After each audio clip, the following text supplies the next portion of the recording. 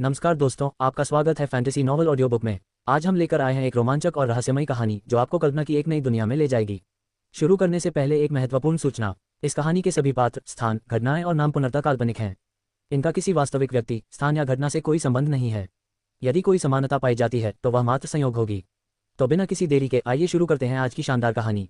अध्याय 1061 कृमियों का विनाश। अनुवादक सीके टैलेंट, संपादक ZZZ। विषैले कीड़ों को कुछ गड़बड़ का आभास हो गया और वे बेचैनी से चीखने लगे। वे अपनी मृत्यु से पहले जी शुयान का खून चूस लेना चाहते थे, लेकिन पल भर में ही विनाश के नियम ने उन विषैले कीड़ों के अस्तित्व को पूरी तरह से मिटा दिया। फुआह फुआह, प्रकाश के दो घेरे चमके और विनाश के द्वारा दो विषैले कीड़े मिटा दिए गए। ये यून ने झट से अपने दोनों हाथ ऊपर उठाए और दोनों तरफ एक एक हाथ रखकर जी शुयान की कनपटी पर दबाव डाला। उसके हाथ में मौजूद विनाश के प्रतीक पल भर में प्रकट हुए और उसके मस्तिष्क के भीतर अस्तित्व के 10,000 दानव चक्र में संघनित हो गए। जी, अंतिम गुलाम कीड़े को ये यून ने नष्ट कर दिया। सचमुच विनाश के नियमों की शक्ति भयावह थी। वे सब कुछ नष्ट कर सकते थे। मस्तिष्क एक नाजुक अंग था। यह आमतौर पर विनाश के नियमों के आगे झुक जाता था, लेकिन ये उनकी मस्तिष्क की समझ अत्यंत उच्च स्तर की थी। 9 पत्ती विनाश दाव फल को संघनित करने के बाद विनाश की शक्तियों को नियंत्रित करना उसके लिए उंगली उठाने जितना ही आसान हो गया था। विनाश के नियम पर अपने पूर्ण नियंत्रण के बल पर उन्होंने जी शुयान को होने वाले नुकसान को कम करते हुए तीसरे दास कृमि को नष्ट करने में कामयाबी हासिल की। जी शुयान को अचानक अपने पूरे शरीर में हो रहा असहनीय दर्द गायब होता महसूस हुआ। इससे पहले कि वह कुछ प्रतिक्रिया कर पाती, ये यून ने अपना हाथ उसके पेट पर रखा और युआनची की धारा उसके शरीर में प्रवाहित होकर उसकी शक्ति को पुनः उत्पन्न कर दिया। कुछ ही सेकंड में ये यून ने अपने हाथ हटाए और अपनी अंतरस्थानिक अंगूठी में हाथ डालकर कपड़े निकाले। उसने हल्के स्वर में कहा, हो गया, ये कपड़े पहन लो। ये हो चुका है। जी शुयान अभी भी सदमे में थी। आखिर हुआ क्या था? असहनीय दर्द के गायब हो जाने से उसे कुछ अंदाजे तो लगे, लेकिन उसे अपनी अंतरात्मा पर विश्वास करना नामुमकिन लग रहा था। ये यून के पहले कदम उठाने के कुछ ही सेकंडों के भीतर उसका इलाज शुरू हो गया था। उसने तुरंत अपना ध्यान अपने शरीर पर केंद्रित किया। सचमुच उसने पाया कि उसके मस्तिष्क, हृदय और मस्तिष्क में मौजूद विषैले कीड़े पूरी तरह गायब हो गए थे। वे केवल मरे नहीं थे, बल्कि उनके शवों का कोई भी अंश शेष नहीं था। ऐसा लग रहा था मानो वे हवा में विलीन हो गए हों। जी शुयान अचंभित रह गई। उसकी धारणा गलत नहीं थी। ये यून ने ये कैसे किया? आमतौर पर डॉक्टरों को अपने मरीजों के इलाज के लिए एक लंबी प्रक्रिया की आवश्यकता होती थी, जिससे मरीजों को धीरे धीरे ठीक होने का एहसास होता था और उनके जीवित रहने की उम्मीद बनी रहती थी। अंततः इलाज धीरे धीरे शुरू होता था। जैसा कि कहावत है, बीमारियां अचानक आती हैं, लेकिन बीमारियों से उबरना रेशम निकालने जैसा नाजुक होता था। हालांकि ये यून ने जल्दबाजी कर दी थी। ये सब इतनी जल्दी हुआ कि जी शुयान को अपनी शारीरिक स्थिति में सुधार का पता भी नहीं चला। उम्मीद जगाने वाली बातों को नजरअंदाज करते हुए उसे एक पल पहले तक यकीन था कि वह मर जाएगी, लेकिन अगले ही पल ये यून ने उससे बताया कि वह ठीक हो चुकी है। इस तरह के अचानक उलटफेर और चमत्कारिक चिकित्सा कौशल ने जी शुयान को ऐसा महसूस कराया जैसे वह किसी स्वप्नल कल्पना में जी रही हो। उसने किस तरह के व्यक्ति की जान बचाई। इसके अलावा अगर वह इतना शक्तिशाली था तो वह गंभीर चोटों के साथ रेगिस्तान में कैसे पड़ा हुआ मिला?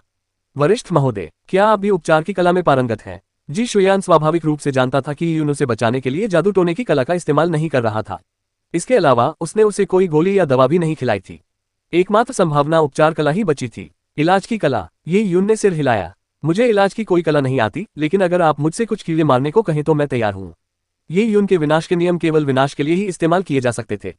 कीड़ों को मारना तो आसान था, लेकिन अपने शरीर को ठीक करना बिल्कुल अलग बात थी। जब ये शब्द जी शुयान के कानों तक पहुंचे तो उसे समझ नहीं आया कि उसे हंसना चाहिए या रोना चाहिए। कुछ कीड़े मार दें। यहां तक कि जादू टोना करने वाले कृमि प्रबंधकों के लिए भी गुलाम कृमियों को हटाना एक चुनौती होगी। लेकिन ये यून ने बड़ी आसानी से 3 गुलाम कृमियों को मार डाला और हटा दिया। फिर उसने इतनी सहजता दिखाई कि जो कोई भी इस बात से अनजान हो वह सोचेगा कि उसने बस कुछ साधारण कृमियों को अपने पैर से कुचल दिया है। जी शुयान के लिए ये यून द्वारा गुलाम कीड़ों को मारने का सदमा लाल वस्त्र वाली बूढ़ी औरत को मारने के सदमे से बिल्कुल अतुलनीय था। जब जी शुयान को उस मृत बूढ़ी औरत की याद आई तो वह खुशी के आंसू बहाने से खुद को रोक नहीं पाए। उसे अब भी यह बात अविश्वसनीय लग रही थी कि उसके सिर के ऊपर लटक रही दम घोंटने वाली तलवार को यून ने इतनी आसानी से नष्ट कर दिया था। सब कुछ, धमकी, गुलामी के कीड़े और असहनीय दर्द, सब कुछ 1 मिनट से भी कम समय में गायब हो गया। वरिष्ठ, जी शुयान ने कपड़े पकड़े हुए ये यून को प्रणाम किया। आपने मुझे जो 2 बार नया जीवन दिया है उसे मैं कभी नहीं भूलूंगी। मैं शपथ लेती हूँ कि आज से जब भी वरिष्ठ मुझे कोई आदेश या अनुरोध करेंगे मैं उसे पूरा करने के लिए अपनी पूरी कोशिश करूंगी, चाहे कितनी भी कीमत चुकानी पड़े या कितना भी खतरा क्यों न हो। ये यून ने हंसते हुए कहा, सुश्री शुयान, इतनी गंभीरता की कोई जरूरत नहीं है। हालांकि मैंने आपको बचाया, लेकिन इससे पहले आपने भी मुझे बचाया था। जी शुयान ने सिर हिलाते हुए कहा, मैंने जो किया वह सीनियर के उपकार के आगे कुछ भी नहीं है। इसके अलावा अगर सीनियर को किसी ने बचाया भी नहीं होता तो भी शायद सीनियर जल्दी ही होश में आ जाते। काफी लंबा समय लग जाता। ये यून ने कड़वी मुस्कान के साथ जवाब दिया। अगर जी शुयान ना होती तो शायद उसे 1 या 2 साल लग जाते। इतने लंबे समय में क्या क्या हो जाता कौन जाने। इसके अलावा उसका कीमती साधना समय भी बर्बाद हो जाता। हालांकि जी शुयान ने इसे कोई गंभीर नुकसान नहीं माना। उसने जो कुछ सहा था उसकी तुलना में कुछ दिनों का इंतजार किया था। इस बीच मिस शुयान, मैंने आपसे पहले उस बूढ़ी औरत के बारे में पूछा था। क्या आपकी डिवाइन सीक्रेट्स ट्रेडिंग कंपनी में दाव पैलेस क्षेत्र के योद्धा नहीं है? आप उसके वश में क्यों थी? उसका सवाल सुनकर जी शुयान का चेहरा कड़वाहट से भर गया। उसने सिर हिलाकर कहा, मेरी डिवाइन सीक्रेट्स ट्रेडिंग कंपनी में कुछ दाव पैलेस स्तर के योद्धा हैं जो कंपनी को संभाले हुए हैं। मेरे दादाजी डिवाइन सीक्रेट्स ट्रेडिंग कंपनी के प्रमुख थे और वे 5 मंजिला दाव पैलेस स्तर पर थे। इसके अलावा कंपनी में 10 से अधिक दाव पैलेस स्तर के योद्धा, वरिष्ठ और अतिथि वरिष्ठ भी हैं। वह रुकी और फिर बोली, लेकिन फिर क्या सीनियर को याद है कि मैंने सन बरियल सेंसी में घटी एक अद्भुत घटना का जिक्र किया था? इसकी खोज सबसे पहले मेरी डिवाइन सीक्रेट्स ट्रेडिंग कंपनी ने की थी। दादाजी को लगा कि कोई खजाना प्रकट हुआ है, इसलिए उन्होंने कुछ शक्तिशाली बुजुर्गों को साथ लेकर उसकी खोज में निकल पड़े। हालांकि उससे उत्पन्न लहरें उनकी उम्मीदों से कहीं अधिक शक्तिशाली थीं और कुछ दुर्भाग्यपूर्ण घटना घटित हो गई। उसकी नजरें नीचे झुक गईं और वह चुप हो गई। वह डिवाइन सीक्रेट्स ट्रेडिंग कंपनी के लिए निर्णायक मोड़ था। दादाजी और बुजुर्गों के चले जाने के बाद हम सन बरियल सेंसी में बलि के लिए भेड़ों की तरह थे, क्योंकि केवल धन ही व्यर्थ है। मैंने इस मामले को सार्वजनिक रूप से घोषित करने की हिम्मत नहीं की और इसे छुपाने की पूरी कोशिश की, कहीं ऐसा ना हो कि डिवाइन सीक्रेट्स ट्रेडिंग कंपनी रातों रात बिखर जाए। लेकिन कोई भी चीज पूरी तरह से गुप्त नहीं होती, उसने आगे कहा। दूसरों ने सुरागों के कुछ अंश इकट्ठा कर लिए थे। हेवन एम्प्लीफिकेशन ट्रेडिंग कंपनी को आखिरकार इसकी भनक लग गई और उन्होंने हलचल मचा दी। वे अभी भी इस बारे में अनिश्चित थे, इसलिए उन्होंने डिवाइन सीक्रेट्स ट्रेडिंग कंपनी में घुसपैठ करके गुप्त रूप से काम किया। अंततः कुछ महीने पहले दाव पैलेस क्षेत्र के अंतिम बचे अतिथि बुजुर्गों को उन्होंने अपने साथ मिला लिया। दादाजी के बिना मैं कुछ नहीं कर सकता था। डिवाइन सीक्रेट्स ट्रेडिंग कंपनी अभूतपूर्व खतरे का सामना करने लगी, यहां तक कि दूसरों द्वारा अधिग्रहण की संभावना भी बढ़ गई। और ठीक उसी समय लाल कपड़ों वाली बूढ़ी औरत प्रकट हुई। अध्याय 1062, स्वर्ग के रहस्य, दिव्य रहस्य। अनुवादक सीके टैलेंट संपादक। मैं उस बुढ़िया का नाम नहीं जानती, मुझे बस इतना पता है कि उसका उपनाम रेन है और वह स्वर्ग रहस्य अध्याय से है। दादाजी भी कभी इसी संप्रदाय के शिष्य थे। यह एक रूढ़िवादी संप्रदाय था, लेकिन कई शिष्य इस अध्याय की साधना तकनीकों का अभ्यास नहीं करते थे। वह बुढ़िया भूत दाव साधना तकनीकों का अभ्यास करने में माहिर थी। वह दादाजी की छोटी बहन थी, लेकिन दादाजी से उसकी दुश्मनी थी। मुझे नहीं पता कि किस बात की। दादाजी के न रहने पर उसने अपनी सारी नफरत मुझ पर निकाल दी। आगे क्या हुआ ये तो बड़े साहब को पहले से ही पता है। दरअसल उसके बिना भी शायद मेरा हाल ठीक नहीं होगा।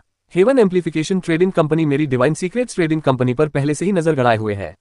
दादाजी और बुजुर्गों के समूह के मारे जाने के बाद हेवन एम्प्लीफिकेशन ट्रेडिंग कंपनी ने बार बार मेरी डिवाइन सीक्रेट्स ट्रेडिंग कंपनी पर कब्जा करने की कोशिश की। वे हमारी दुकानों पर कब्जा करते रहे, लेकिन हम चुपचाप सहते रहे। लगभग 1 महीने पहले हेवन एम्प्लीफिकेशन ट्रेडिंग कंपनी के उत्तराधिकारी यान तियानकोंग ने मेरे दादाजी के माध्यम से शादी का निमंत्रण भेजा और मेरा हाथ मांगा। वह चाहते थे कि मैं उनसे शादी करूं। जी शुयान जब इस बिंदु पर पहुंची तो क्रोध से उसका सीना फूल गया और चेहरा थोड़ा लाल हो गया। उसने घृणा से कहा, मैं यान तियानकोंग को जान से मारने के लिए बेताब थी, लेकिन उसने बेशर्मी से मुझसे शादी का प्रस्ताव रखा। वह मेरी पूरी डिवाइन सीक्रेट्स ट्रेडिंग कंपनी को दहेज के रूप में इस्तेमाल करने की योजना बना रहा था, ताकि उसे कंपनी पर कब्जा करने की जरूरत न पड़े। फिर वह खुलेआम और वैध रूप से डिवाइन सीक्रेट्स ट्रेडिंग कंपनी की सारी संपत्ति पर कब्जा कर लेगा और दूसरे गुटों को इसमें हिस्सा लेने से रोक देगा। जी शुयान की कहानी सुनकर ये यून ने सिर हिलाया। ये योद्धाओं की दुनिया थी जहां ताकत ही सब कुछ थी। अगर जी शुयान प्रस्ताव स्वीकार कर लेती तो उसका जीवन निश्चित रूप से दुखद होता। हालांकि अगर वह इसे अस्वीकार कर देती तो भी परिणाम वैसा ही होता। डिवाइन सीक्रेट्स ट्रेडिंग कंपनी पर कब्जा हो जाता और वह बेसहारा रह जाती। यान तियानकोंग द्वारा जिंदा पकड़े जाने के बाद उसे कैद कर लिया जाता और उसके साथ बलात्कार किया जाता। जब तक वह आत्महत्या नहीं कर लेती परिणाम पहले से भी बदतर होता। हाँ, आपने सन बरियल सेंसी में दिखाई देने वाली घटनाओं का जिक्र किया था। वह क्या है? ये यून को इस मामले में ज्यादा दिलचस्पी थी। जब जी शुयान ने पहली बार इसका जिक्र किया था तब उसने एक बार पूछा था। हालांकि जी शुयान ये यून को जल्द से जल्द वहां से भगाना चाहती थी, इसलिए उसने उसे कोई जवाब नहीं दिया था। वरिष्ठ दादाजी ने इन घटनाओं के बारे में कुछ अनुमान लगाए थे। उन्हें संदेह था कि ये घटनाएं किसी प्रकार की दिव्य अग्नि का परिणाम है। इसका संबंध सूर्य दफन सेंसी के इतिहास से हो सकता है। किंवदंतियों के अनुसार सूर्य दफन रेत सागर सैकड़ों लाखों वर्षों से अस्तित्व में है। सूर्य दफन रेत सागर का निर्माण इसलिए हुआ क्योंकि एक सूर्य उसमें गिर गया था, जिससे करोड़ों किलोमीटर का क्षेत्र बंजर रेगिस्तान में बदल गया। दादाजी का मानना था कि इस धरती पर गिरा सूर्य संभवतः सर्वोच्च यान का ही एक अंश था। यह भी संभव था कि वह वास्तव में एक सूर्य ही था जो गिर पड़ा था। हालांकि ऐसे सूर्य ने यांग आत्मा को जन्म देने से पहले करोड़ों वर्षों तक गर्भ धारण किया होगा। हाल के समय की घटनाएं संभवतः यांग आत्मा के एक अंश का जन्म हो सकती हैं। ओह, जी शुयान की बातों से ये यून बहुत हैरान हुई। आपके दादाजी को ये कैसे पता चला? आपने पहले बताया था कि इस घटना के घटित होने से कई गुट सूर्य दफन रेत सागर के आसपास इकट्ठा हो गए थे। क्या उन्हें पता है कि सूर्य दफन रेत सागर में एक यांग आत्मा का जन्म हो रहा है? जी शुयान ने सिर हिलाते हुए कहा, संभवतः उन्हें इसकी जानकारी नहीं है। उद्धरण चिन्ह, क्या सच में? ये यून ने जी शुयान को हैरानी से देखा। उसे यकीन था कि वहां जमा हुए गुटों में विशेषज्ञों की कोई कमी नहीं थी। जहां तक उसके दादाजी की बात है, ऐसा नहीं लगता था कि वे ताकत में कहीं ज्यादा श्रेष्ठ थे। ये काफी असामान्य बात थी कि जी शुयान के दादाजी ने ऐसी किसी बात का पूर्वाभास कर लिया था जिसके बारे में दूसरों को पता नहीं था। जी शुयान ने मानो उनके मन की बात समझ ली और कहा, वरिष्ठ दादाजी शारीरिक रूप से कमजोर थे, लेकिन मार्शल आर्ट में उनकी प्रतिभा कम नहीं थी। हालांकि उन्होंने अपना जीवन भूविद्या और भविष्यवाणियों को समर्पित कर दिया था। दादाजी स्वर्ग रहस्य अध्याय से थे, जो भूविद्या और भविष्यवाणियों का शिक्षण देने वाला एक संप्रदाय है। स्वर्ग रहस्य, इसका अर्थ स्वर्ग के रहस्यों का ज्ञान प्राप्त करना भी है। दादाजी ने डिवाइन सीक्रेट्स ट्रेडिंग कंपनी की स्थापना की थी और कंपनी का नाम इसी कारण से रखा गया था। डिवाइन सीक्रेट्स का अर्थ अज्ञात के रहस्यों को जानना भी होता है। दरअसल ज्योतिष और भूविद्या का अध्ययन सीधे तौर पर किसी की शक्ति को नहीं बढ़ाता, इसीलिए स्वर्ग रहस्य संप्रदाय धीरे धीरे कमजोर होता चला गया। दादाजी के अनुसार सुदूर अतीत में इसके कुछ गौरवशाली दिन थे। यह एक शक्तिशाली संप्रदाय था जिसने कई ज्योतिष गुरु पैदा किए। हालांकि भूविद्या और ज्योतिष को समझना बहुत कठिन होने के कारण कई लोगों ने अपना पूरा जीवन व्यर्थ ही बर्बाद कर दिया। ऐसे शिष्यों की संख्या बढ़ती जा रही थी जो अपने कौशल को निखारने में असफल रहे, और चूंकि ज्योतिष सीधे तौर पर किसी की शक्ति को नहीं बढ़ाता, इसलिए उनमें से कई ने बीच में ही अपना पेशा बदल लिया। यही कारण है कि मैंने उल्लेख किया कि स्वर्ग रहस्य संप्रदाय के कई शिष्य, जैसे कि वृद्ध महिला रेन संप्रदाय की साधना तकनीकों का अभ्यास नहीं करते। इसके परिणामस्वरूप स्वर्ग रहस्य संप्रदाय धीरे धीरे अपनी प्रतिभा खोता चला गया और कमजोर होता चला गया। दादाजी ने अपनी युवावस्था में भूविद्या और भविष्यवाणियों के अध्ययन में अपना जीवन समर्पित कर दिया था और अंततः एक ज्योतिष गुरु बनकर सफलता प्राप्त की। उन्हें संप्रदाय का भावी प्रमुख चुना गया था, लेकिन 20,000 साल पहले स्वर्ग रहस्य अध्याय के भीतर सत्ता संघर्ष के कारण एक ऐसी घटना घटी जिसने दादाजी को अत्यंत दुखी कर दिया। अंततः उन्होंने स्वर्ग रहस्य अध्याय छोड़ दिया और सूर्य दफन रेत सागर में दिव्य रहस्य व्यापार कंपनी की स्थापना नए सिरे से की। दिव्य रहस्य व्यापार कंपनी जड़ी बूटियों का व्यापार करती है। इसे फलने फूलने के लिए मूल्यवान जड़ी बूटियों की आवश्यकता है। भूविद्या और भविष्यवाणी में अपनी निपुणता के बल पर उन्होंने सन बरियल सेंसी में स्वर्ग के रहस्यों को खोजना शुरू किया और कई बहुमूल्य प्राकृतिक खजानों के स्थानों का सटीक पता लगाया। इसी कारण दिव्य रहस्य व्यापार कंपनी सन बरियल सेंसी की सबसे प्रसिद्ध कंपनियों में से एक बन गई। तो बात यह है, ये यून थोड़ा हैरान था। उसने कभी सोचा भी नहीं था कि डिवाइन सीक्रेट्स ट्रेडिंग कंपनी का इतना लंबा इतिहास होगा और भू ज्योतिष और भविष्यवाणियों की महारत का इस्तेमाल प्राकृतिक खजानों की खोज में किया जा सकता है। ऐसी रहस्यमयी कला वाकई बहुत दिलचस्प थी, इसलिए यांग आत्मा से संबंधित मामला भी समझ में आने योग्य था। बाहरी गुटों को न तो ज्योतिष का ज्ञान था और न ही वे सूर्य दफन रेत सागर को समझते थे। केवल घटनाओं के आधार पर यह समझना स्वाभाविक रूप से कठिन था कि वास्तव में क्या हो रहा था। जी शुयान के दादाजी की बात करें तो वे सूर्य दफन रेत सागर में 20,000 वर्षों से व्यापार कर रहे थे। उन्हें सूर्य दफन रेत सागर के हर कोने की भली भांति जानकारी थी। अपनी सिद्ध ज्योतिष विद्या के बल पर वे संभवतः सूर्य दफन रेत सागर की संपूर्ण संरचना को समझते थे। जो कुछ वह देख सकता था उसकी तुलना दूसरों से नहीं की जा सकती थी। जी शुयान ने एक पल के लिए संकोच किया, फिर अगेट जैसे दिखने वाले कुछ पत्थर निकाले और दोनों हाथों से ये उनको सौंप दिए। वरिष्ठ महोदय, कृपया इन्हें देखें। ये शुद्ध यांग दिव्य पत्थर हैं जो दादाजी को अतीत में मिले थे। उनके अनुसार साधारण पत्थर सूर्य आत्मा के गर्भकाल में जलकर ऐसे दिव्य पत्थरों में बदल जाते हैं। यदि वरिष्ठ महोदय को इनमें रुचि है तो ये दिव्य पत्थर आपके हैं। जी शुयान ने दिव्य पत्थरों को ये उनके हाथों में रख दिया। लाल रंग के पत्थरों को देखते ही ये उनको तुरंत अपनी नसों में ऊर्जा का तीव्र संचार महसूस हुआ। शुद्ध यांग शक्ति की जटिल तरंगे उसकी हथेली से सीधे उसके दांतियान तक पहुंच रही थी। यह अत्यंत सुखद था, और सबसे महत्वपूर्ण बात यह है कि यून ने महसूस किया कि उसके दांतियान में मौजूद दिव्य वृक्ष का बीज शुद्ध यांग शक्ति को अवशोषित करने के बाद एक बार फिर से बढ़ने लगा था। ये यून को यह आभास हुआ कि यदि वह दिव्य वृक्ष के बीज को इन सभी शुद्ध यांग दिव्य पत्थरों की ऊर्जा को अवशोषित करने दे तो दिव्य वृक्ष के बीज का विकास उन गोलियों और अवशेषों की तुलना में कहीं अधिक प्रभावी होगा जिनका उसने पहले सेवन किया था। यदि दिव्य वृक्ष का बीज पूरी तरह से परिपक्व हो जाए तो उसे बहुत लाभ प्राप्त होगा। उसकी साधना का स्तर और शक्ति में बहुत वृद्धि होगी। ये विचार आते ही यून उत्साहित हो गया। सूर्य दफन रेत सागर उसके लिए एक अवसर हो सकता है, इसलिए उसने सोचा कि उसे वहां रुककर इसकी जांच करनी चाहिए। अध्याय 1063 आक्रामक बाध्यता। अनुवादक सीके टैलेंट संपादक। अपना निर्णय लेने के बाद ये यून ने दिखावटीपन नहीं दिखाया। शुद्ध यांग दिव्य पत्थरों को अपने पास रखते हुए उन्होंने जी शुयान से कहा, चूंकि श्रीमती शुयान ने ऐसा कहा है इसलिए मैं औपचारिकता नहीं निभाऊंगा। ये दिव्य पत्थर वास्तव में मेरे लिए उपयोगी हैं, इसलिए मैं इन्हें अपने पास रखूंगा। वरिष्ठ, आप इन्हें अपने पास रख लीजिए। जब जी शुयान ने ये यून की बात सुनी तो उसने दिव्य पत्थरों के प्रति कोई लगाव नहीं दिखाया। इसके विपरीत वह प्रसन्न हुई। उसकी नजर में ये यून अत्यंत शक्तिशाली था और वह उससे कहीं अधिक कमजोर थी। ऐसी स्थिति में वह ये यून की किसी भी तरह से मदद कर सके तो उसे प्रसन्नता होगी। ये यून ने आगे कहा, मैं कुछ समय के लिए सन बुरियल सेंसी में रुकने की योजना बना रही हूँ। मैं इस क्षेत्र से अपरिचित हूँ, इसलिए मैं कुछ दिनों के लिए आपके साथ डिवाइन सीक्रेट्स ट्रेडिंग कंपनी तक चलकर मिस शुयान को परेशान करूंगी। शायद इस दौरान मैं आपकी कुछ समस्याओं को सुलझाने में मदद कर सकूं। ये यून ने जी शुयान की जान अपनी सुविधा के लिए बचाई थी, इसे वह कोई बड़ा उपकार नहीं मानता था। हालांकि जी शुयान ने उसे ऐसी जानकारी और वस्तुएं प्रदान की थी जो उसके लिए अत्यंत मूल्यवान थी, इसलिए जी शुयान की थोड़ी सी मदद करना ये यून के लिए आवश्यक था। ये यून को लगा कि यह बिल्कुल सही है, लेकिन जब जी शुयान ने यह सुना तो वह बेहद खुश हो गई। उसने दिल से प्रार्थना की थी कि यून उसके साथ डिवाइन सीक्रेट्स ट्रेडिंग कंपनी में वापस आ जाए और हेवन एम्प्लीफिकेशन ट्रेडिंग कंपनी को प्रभावित करने में उसकी मदद करे। लेकिन ये यून आखिर किस तरह का इंसान था? वह उस बूढ़ी औरत को पल भर में मार सकता था और उसके शरीर में मौजूद कीड़ों को आसानी से खत्म कर सकता था। भला वह इतने बेजोड़ विशेषज्ञ को अपने लिए काम करने के लिए कैसे मना सकती थी? आखिर उसमें इतनी हिम्मत कैसे हुई कि वह उससे यह अनुरोध करे?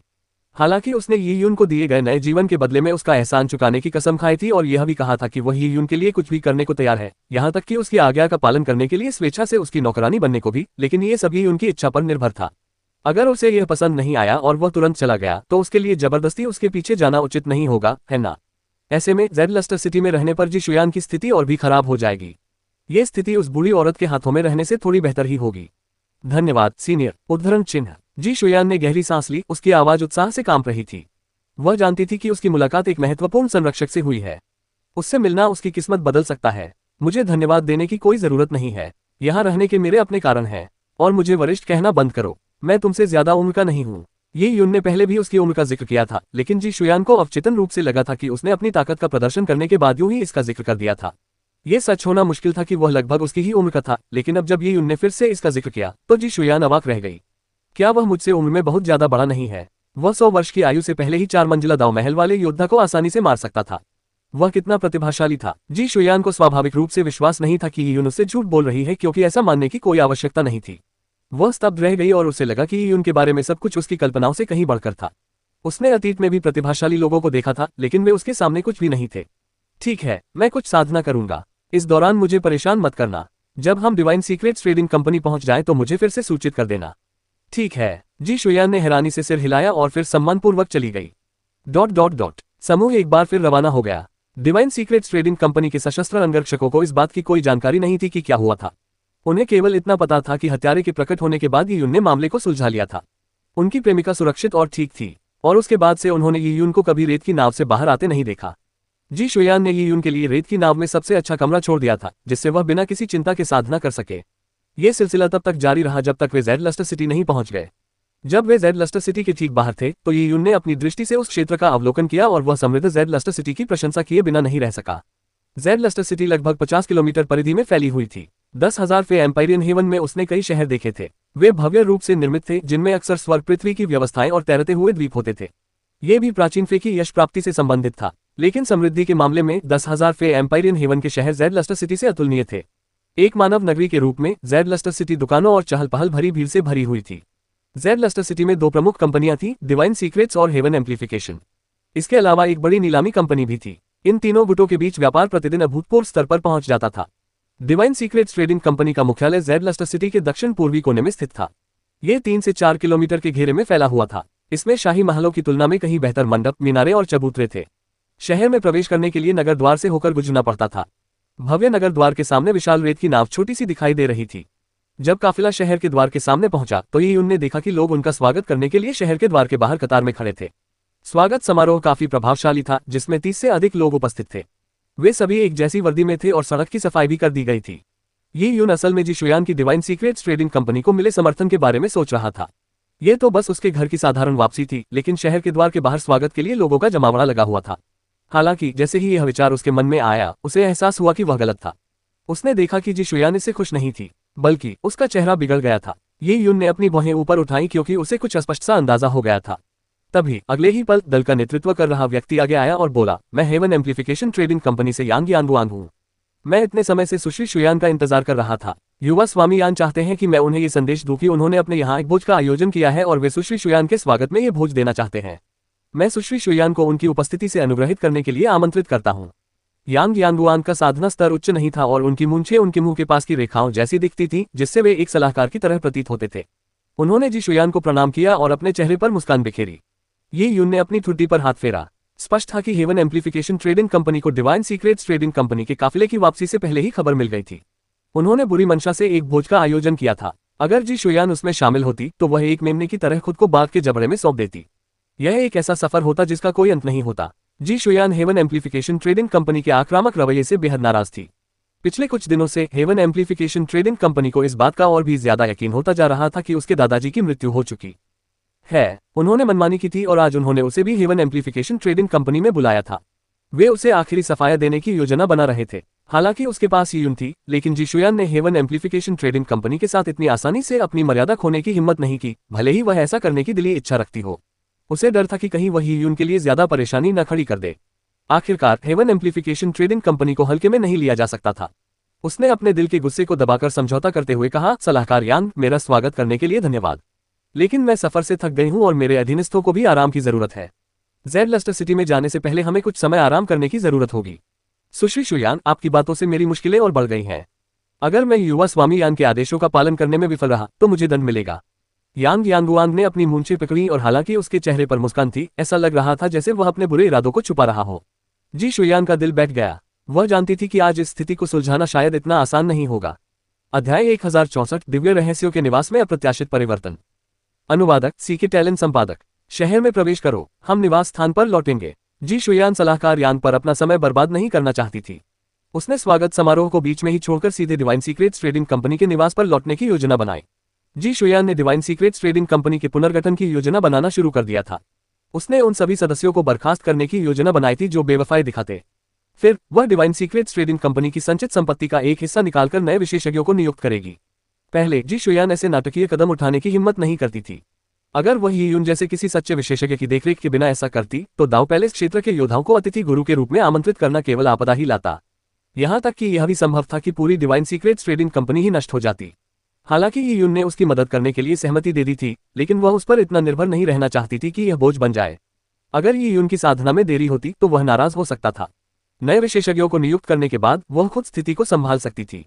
जैसे ही जी शुयान का काफिला सलाहकार यान के पास से गुजरा, उसने उन्हें एक विचित्र लहजे में कहते सुना, लगता है श्रीमती शुयान मेरी प्रतिष्ठा के कारण मुझे सम्मान नहीं देना चाहती। कोई बात नहीं, चूंकि श्रीमती शुयान की यात्रा कठिन रही है, इसलिए उनका निवास स्थान पर आराम करना उचित ही है। मैं वापस आकर युवा स्वामी यान को सूचित करूंगा कि वे दिव्य रहस्य व्यापार कंपनी के निवास स्थान पर जाकर एक भोज का आयोजन करें। श्रीमती शुयान इसे मना नहीं करेगी, है ना? क्या? जब यांग यांगुआंग ने यह कहा तो जी शुयान का चेहरा बदल गया। अपने ही घर पर दावत का आयोजन। पहले से ही यह प्रथा चली आ रही थी कि घर का मुखिया मेहमानों को आमंत्रित करने के लिए भोज का आयोजन करता था। भला कोई मेहमान किसी के घर भोज का आयोजन करने कैसे जा सकता है? जब तक कि जी शुयान बेहद तनाव में थी क्योंकि उसने एक बेहद भयानक संभावना की कल्पना की थी। जल्दी घर लौट आओ। जी शुयान के आदेश पर काफिला तेज हो गया। हालांकि जेड लस्टर सिटी लोगों से भरी हुई थी, फिर भी व्यापारिक काफिलों के लिए अलग रास्ते बने हुए थे। जी शुयान और उनके साथी जल्दी ही डिवाइन सीक्रेट्स निवास पर पहुंच गए। रास्ते में सलाहकार यान का स्वागत दल उनके ठीक पीछे पीछे चल रहा था। इसलिए जब जी शुयान निवास पर पहुंची तो सलाहकार यान का समूह भी उनके पीछे पीछे ही था। उसने सलाहकार यान की बात अनसुनी कर दी और जल्दी से डिवाइन सीक्रेट्स ट्रेडिंग कंपनी के आवास की ओर चल पड़ी। वहां जो उसका इंतजार कर रहा था, उसे देखकर उसका चेहरा एकदम ठंडा पड़ गया। डिवाइन सीक्रेट्स ट्रेडिंग कंपनी के निवास पर भी स्वागत के लिए मेहमानों की व्यवस्था तैयार थी। हालांकि जिन भरोसेमंद लोगों को उसने निवास की सुरक्षा का जिम्मा सौंपा था, वे उनमें शामिल नहीं थे। सबसे चिंताजनक बात यह थी कि निवास का मुख्य प्रबंधक और उसकी निजी नौकरानी भी उपस्थित नहीं थे। स्वाभाविक रूप से जब उन्हें उसके लौटने की खबर मिली तो उन्हें दरवाजे पर इंतजार करना चाहिए था, लेकिन इसके बजाय उसका स्वागत करने वाले डिवाइन सीक्रेट्स ट्रेडिंग कंपनी के दो दाव पैलेस क्षेत्र के अतिथि बुजुर्ग थे। सम्मान के स्थान पर खड़े व्यक्ति की दाढ़ी थी, उनके हाथ में सोने का धूम्रपान पाइप था और उनका नाम गोंग्यांग नियान था। उनके पीछे शियाओ कैलिन नाम का एक अधेड़ उम्र का विद्वान था जो साहित्यकार जैसा दिखता था। जी शुयान को आते देख उन्होंने जरा भी सम्मान नहीं दिखाया। उन्होंने मालकिन के लिए दरवाजा भी नहीं खोला। इसके बजाय उन्होंने सलाहकार यान की ओर मुट्ठी जोड़कर अभिवादन किया, जो अब जी शुयान के पास पहुंच गए थे। उनमें से एक ने कहा, सलाहकार यान, आप आ गए हैं, कृपया अंदर आइए। हाँ, श्री गोंग्यांग, आपके लिए तो ये बहुत मुश्किल रहा होगा। मेरे पास भी कोई और विकल्प नहीं था। आपकी मालकिन ने मुझे जरा भी सम्मान देने का इरादा नहीं किया और जिद की कि भोज दिव्य रहस्य निवास पर ही आयोजित किया जाए। मुझे बस उनके पीछे पीछे यहाँ आना पड़ा।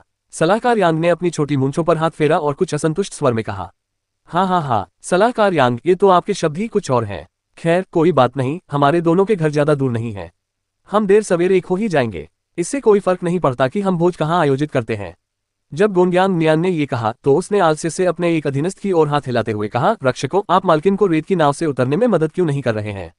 हाँ, कुछ बलवान व्यक्तियों ने जवाब दिया और रेत की नाव की ओर कूच किया। देखते ही देखते जी शुयान के सशस्त्र अंगरक्षक हक्का बक्का रह गए।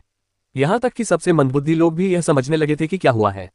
डिवाइन सीक्रेट्स ट्रेडिंग कंपनी के एकमात्र शेष दो दाव पैलेस क्षेत्र के अतिथि बुजुर्ग गोंग्यांग नियान और जियाओ कैलिन पहले ही हेवन एम्प्लीफिकेशन ट्रेडिंग कंपनी के प्रति अपनी निष्ठा बदल चुके थे।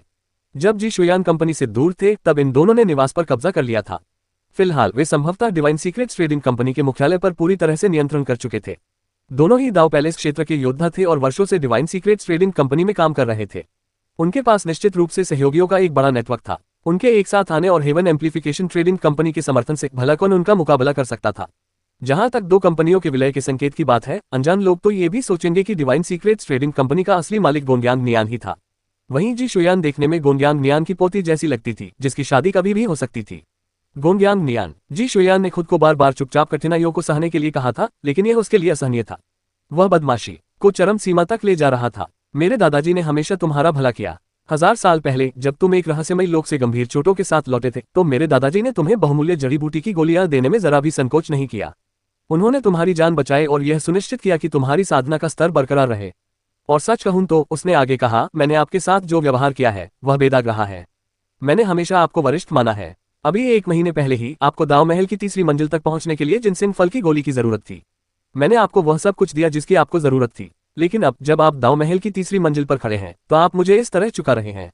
जिनसेन फल की गोलियां दाव महल के योद्धाओं द्वारा इस्तेमाल की जाती थीं। यहां तक कि डिवाइन सीक्रेट्स ट्रेडिंग कंपनी जैसी संस्था को भी इन्हें बनाने में कठिनाई होती थी। हालांकि जी शुयान के पास गोंगयांग नियान को कुछ गोलियां देने के अलावा कोई चारा नहीं था। अपने दादा और बुजुर्गों के समूह की मृत्यु के बाद जी शुयान के पास उसे ये गोलियां देने के अलावा कोई विकल्प नहीं था, भले ही वह जानती थी कि वह कुछ गलत करने की फिराक में है। अगर वह ऐसा नहीं करती तो वह तुरंत विद्रोह कर सकता था।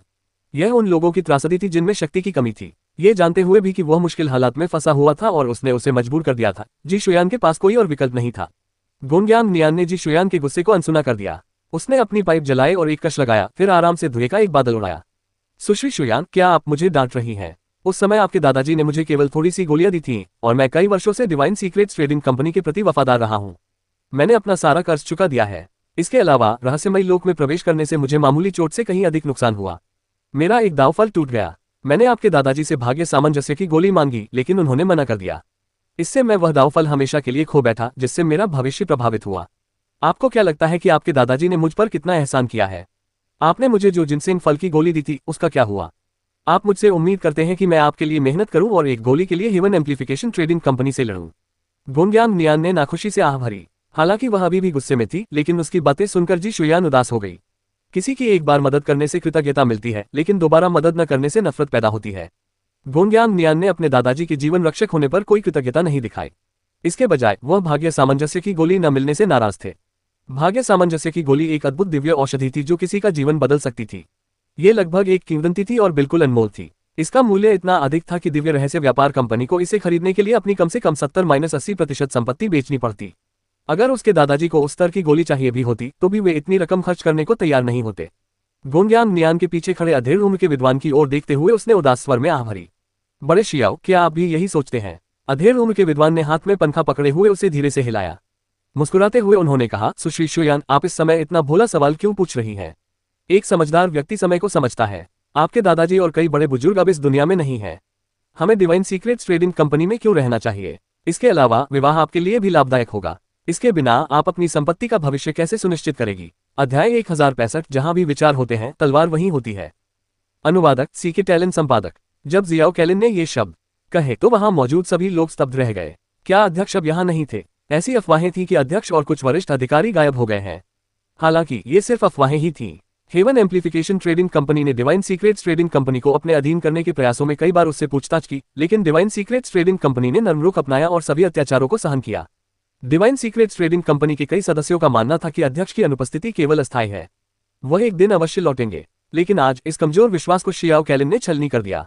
सच्चाई को सार्वजनिक करना एक कठोर कदम था, लेकिन ये कारगर साबित हुआ।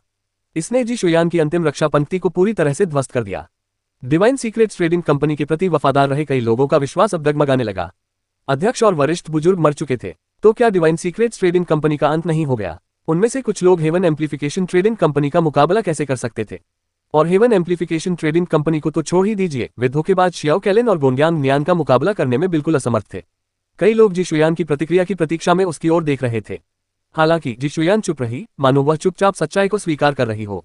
इससे सबके दिलों में सिहरन दौड़ गई। तो क्या ये सच था? जी शुयान ने शाओ कैलिन को ठंडी निगाहों से देखा। उसके हाथ में जो पंखा था वह एक कुशल कारीगर द्वारा बेहतरीन सामग्रियों से बनाया गया था और इसका सारा खर्च डिवाइन सीक्रेट्स ट्रेडिंग कंपनी की संपत्ति से उठाया गया था। इस पर बहुत बड़ी रकम खर्च हुई थी। शाओ कैलिन पंखे से बहुत खुश था। वह अक्सर इसका इस्तेमाल दिखावटीपन दिखाने के लिए और दुश्मनों को मारने के हथियार के रूप में करता था।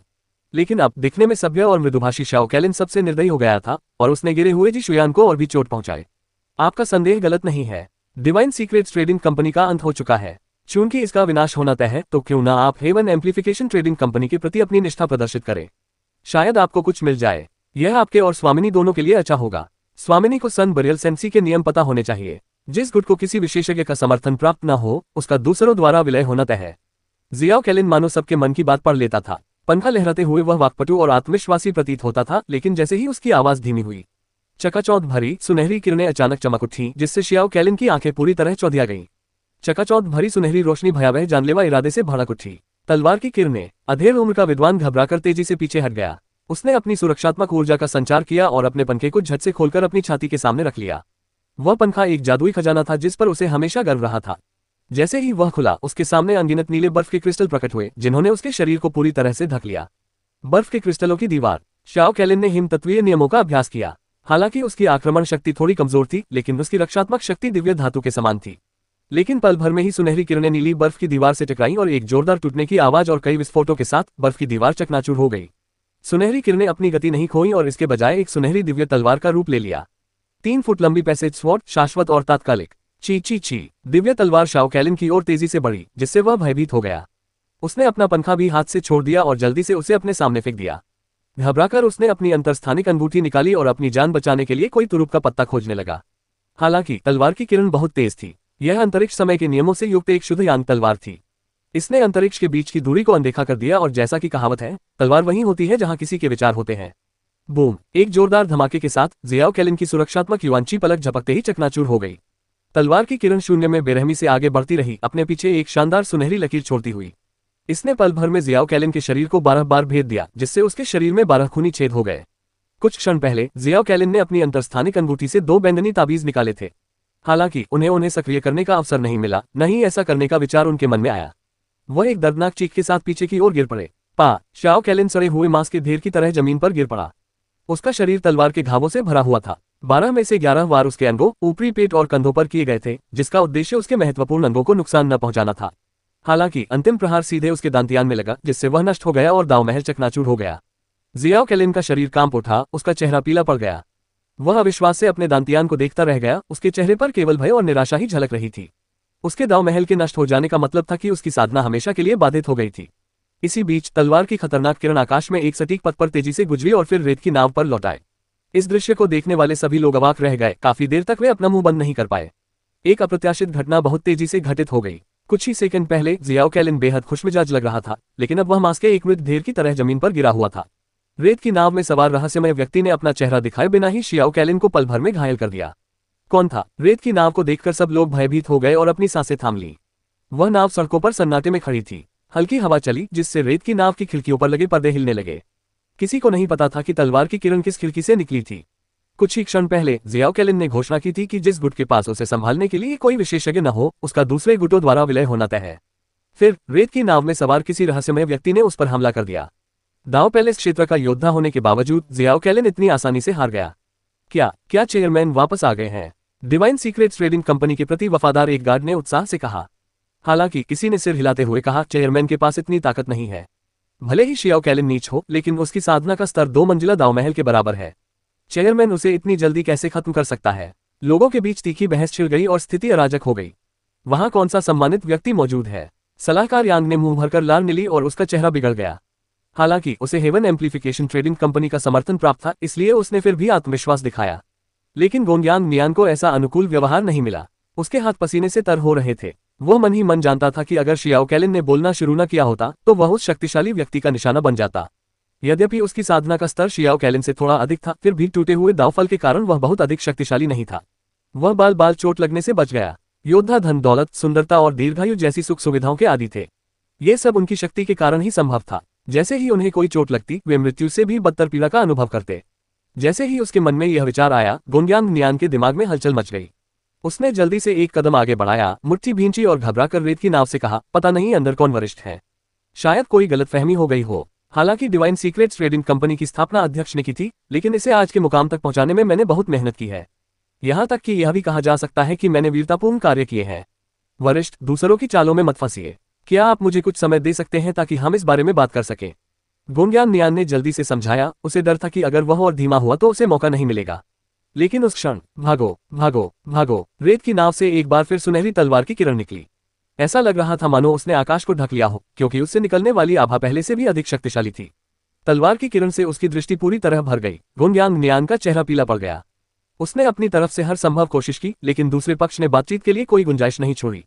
अत्यधिक शक्तिशाली लोगों को किसी व्यक्ति को मारने या घायल करने के लिए किसी कारण की आवश्यकता नहीं होती थी। यही सन बरियल सेंसी का नियम था। अध्याय 1066 विघटन। अनुवादक सीके टैलेंट संपादक। अरे बदमाशी को हद से ज्यादा मत करो। गुंग्यांग नियान ने कभी उम्मीद नहीं की थी कि ये यून इतना कठोर होगा। जोर से चिल्लाते हुए उसने जल्दी से अपने रक्त का सार जला दिया। उन्हें इस बात का भलीभांति एहसास था कि वे यून का मुकाबला नहीं कर सकते। अपनी साधना शक्ति को नष्ट होने से बचाने के लिए रक्त शक्ति को जलाना कोई बड़ी बात नहीं थी।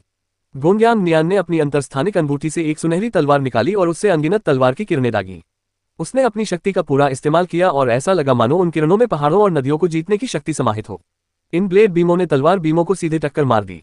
क्लैंग। ब्लेड और तलवार की किरणें आपस में भयंकर रूप से टकराईं। चूंकि वह दाव महल के तीसरे तल का योद्धा था, इसलिए अपने रक्तसार को जलाने के अलावा गुंग्यांग नियान की ब्लेड किरणों द्वारा उत्सर्जित शक्ति यून की तलवार किरणों की शक्ति से कहीं अधिक थी। हालांकि उनके कानूनों के बीच की खाई को पाटा नहीं जा सका। ये यून की तलवार की किरण महान दाव नियमों से ओतप्रोत थी और केवल नियमशास्त्रीय अंतर्दृष्टि के आधार पर ही दाव महल क्षेत्र में होने के बावजूद गुंग्यांग नियान ये यून से कहीं अधिकहीन था। बूम। ब्लेड की किरणें और तलवार एक साथ फट गईं, जिससे चारों ओर ऊर्जा के विस्फोट हुए। गुंग्यांग नियान कई कदम पीछे हट गया, लेकिन अपनी पूरी ताकत से उसने तलवार की सभी किरणों को रोक दिया। उन्होंने सफलतापूर्वक बचाव कर लिया था। गुंग्यांग नियान इस विपत्ति से बच जाने पर अत्यंत प्रसन्न था। उसे विश्वास था कि यदि वह लंबे समय तक डटा रहा तो स्वर्ग प्रवर्धन व्यापार कंपनी निश्चित रूप से अतिरिक्त सेना भेजेगी। आखिरकार वह उनके लिए अभी भी उपयोगी था। जैसे ही ये विचार गुंग्यांग नियान के मन में कौंधे, उसने अचानक देखा कि असंख्य सुनहरी तलवारों की किरणों के बीच एक धुंधली और फीकी धूसर तलवार की किरण अत्यंत तेजी से गति कर रही थी। उसका पता लगाना लगभग असंभव था। हाँ, गुंग्यांग नियान ने दहाड़ते हुए अपनी तलवार से एक बार फिर पूरी ताकत से वार किया। अपने रक्त की शक्ति का अत्यधिक उपयोग करने के कारण उसका प्रहार उसकी जीवन शक्ति से संचालित हुआ। हालांकि उसका बलिदान व्यर्थ नहीं गया। उसकी कृपाण ने जोरदार प्रहार किया और धूसर तलवार की किरण को दो भागों में विभाजित कर दिया। उफ! जैसे ही विस्फोट की आवाज थम गई, गुंग्यांग नियान हवा में उछलते हुए लड़खड़ाकर जमीन पर गिर पड़ी। उसने अब भी अपनी सुनहरी तलवार पकड़ रखी थी, लेकिन उसके बाल बिखरे हुए थे और चेहरा पीला पड़ गया था। हालांकि सबसे महत्वपूर्ण बात यह थी कि वह जीवित बच गया। यह वाकई सराहनीय था कि वह जलते हुए रक्त के सार के उस भयावह क्षण में भी इतने शक्तिशाली प्रहार से बच सका। गुंग्यांग नियान वास्तव में बलवान था, क्योंकि वह दाव महल की तीसरी मंजिल का स्वामी था। वह शियाओ कैलिन की तुलना में कहीं अधिक शक्तिशाली था। गुंग्यांग नियान ने अपने होठों के कोने पर लगे खून को पोंछा। हालांकि उसे काफी कीमत चुकानी पड़ी थी, फिर भी वह अपने प्रदर्शन से संतुष्ट था। उसने जल्दी से दहाड़ते हुए कहा, मुझे परवाह नहीं कि तुम कौन हो। तुम शक्तिशाली हो, लेकिन ज़ेड लस्टर सिटी में लड़ाई झगड़ा या हत्या करना मना है। जो भी इसका उल्लंघन करेगा, उसकी साधना का स्तर कम से कम उतना ही कम कर दिया जाएगा, या गंभीर मामलों में उसे मृत्युदंड भी दिया जा सकता है। क्या तुम सोचते हो कि सिर्फ अपनी अच्छी खासी ताकत के दम पर तुम ज़ेड लस्टर सिटी के कानून से ऊपर हो? क्या तुम ज़ेड लस्टर सिटी में खुलेआम नरसंहार कर सकते हो? तुम चाहे कितने भी शक्तिशाली क्यों न हो, क्या तुम्हें लगता है कि तुम पूरी ज़ेड लस्टर सिटी से लड़ सकते हो? गुंग्यांग नियान ने ज़ेड लस्टर सिटी की कानून व्यवस्था की ताकत को जानबूझकर बड़ा चढ़ाकर बताया था। ये झूठ नहीं था कि हत्या करने वाले को कानून प्रवर्तन एजेंसियों द्वारा वांछित घोषित किया जाएगा। हालांकि तथाकथित कानून प्रवर्तन एजेंसियां वास्तव में दो सबसे बड़ी व्यापारिक कंपनियों और 7 स्टार ऑक्शन कंपनी द्वारा संचालित थीं। डिवाइन सीक्रेट्स ट्रेडिंग कंपनी के लगभग निष्क्रिय हो जाने के बाद वास्तव में केवल 2 अन्य गुठी बचे थे। गुंग्यांग नियान का मकसद यी यून को डराकर यह जताना था कि उसे पूरे शहर से लड़ना पड़ेगा। उसने सही अनुमान लगाया था कि यी यून बाहरी है और ज़ेड लस्टर सिटी के रीति रिवाजों से अनजान है। ये खुद को समय देने की एक चाल थी। सचमुच, गुंग्यांग नियान के बोलने के बाद रेत की नाव से सन्नाटा छा गया। जीवनदायिनी तलवार की किरणें अब दिखाई नहीं दे रही थी। गुंग्यांग नियान ने राहत की सांस ली। उसने अनुमान लगाया कि उसकी साधना बच गई, क्योंकि उस रहस्यमय व्यक्ति को ज़ेड लस्टर सिटी के नियमों के बारे में संदेह था। आसपास मौजूद भीड़ ने भी मौजूदा स्थिति का विश्लेषण करना शुरू कर दिया था। सलाहकार यांग ने अपनी छोटी मूंछों को घुमाते हुए रहस्यमय व्यक्ति की ताकत का गुप्त रूप से अनुमान लगाया। उसने अनुमान लगाया कि वह रहस्यमय व्यक्ति कोई ऐसा व्यक्ति था जिससे जी शुयान की मुलाकात अपनी यात्रा के दौरान हुई थी। संभव था कि उस व्यक्ति का डिवाइन सीक्रेट्स ट्रेडिंग कंपनी से कुछ संबंध हो, लेकिन वे गहरे नहीं थे। इसका मतलब यह था कि वह व्यक्ति डिवाइन सीक्रेट्स ट्रेडिंग कंपनी की मदद करने के लिए कोई खास प्रयास नहीं करेगा। संभवतः यदि मामला आसानी से हल नहीं होता तो वह बीच में ही काम छोड़ देगा। उस रहस्यमय व्यक्ति ने शियाओ कैलिन को तुरंत हरा दिया था, लेकिन गुंग्यांग नियान को नहीं हरा सका। इसके अलावा वे ज़ेड लस्टर सिटी के नियमों को लेकर आशंकित थे। ऐसे में उनकी ताकत लगभग 5 मंजिला दाव पैलेस के बराबर थी। ज़ेड लस्टर सिटी में इस शक्ति को अच्छा माना जाता था, लेकिन यह अजेयता के बराबर नहीं थी। अतः 7 स्टार ऑक्शन कंपनी को छोड़ दे तो उनकी हेवन एम्प्लीफिकेशन ट्रेडिंग कंपनी में भी ऐसे व्यक्ति से लड़ने की क्षमता थी। दरअसल ठीक उसी समय हेवन एम्प्लीफिकेशन ट्रेडिंग कंपनी के कुछ सलाहकार उस रहस्यमय व्यक्ति से हर्जाना वसूलने के तरीकों पर विचार कर रहे थे। तभी किसी ने कुछ गड़बड़ देखी। गोंगयान मियान को देखो, उसके पेट पर यह क्या है? अचानक हुई उस चीख ने सबका ध्यान गोंगयान मियान की ओर खींच लिया।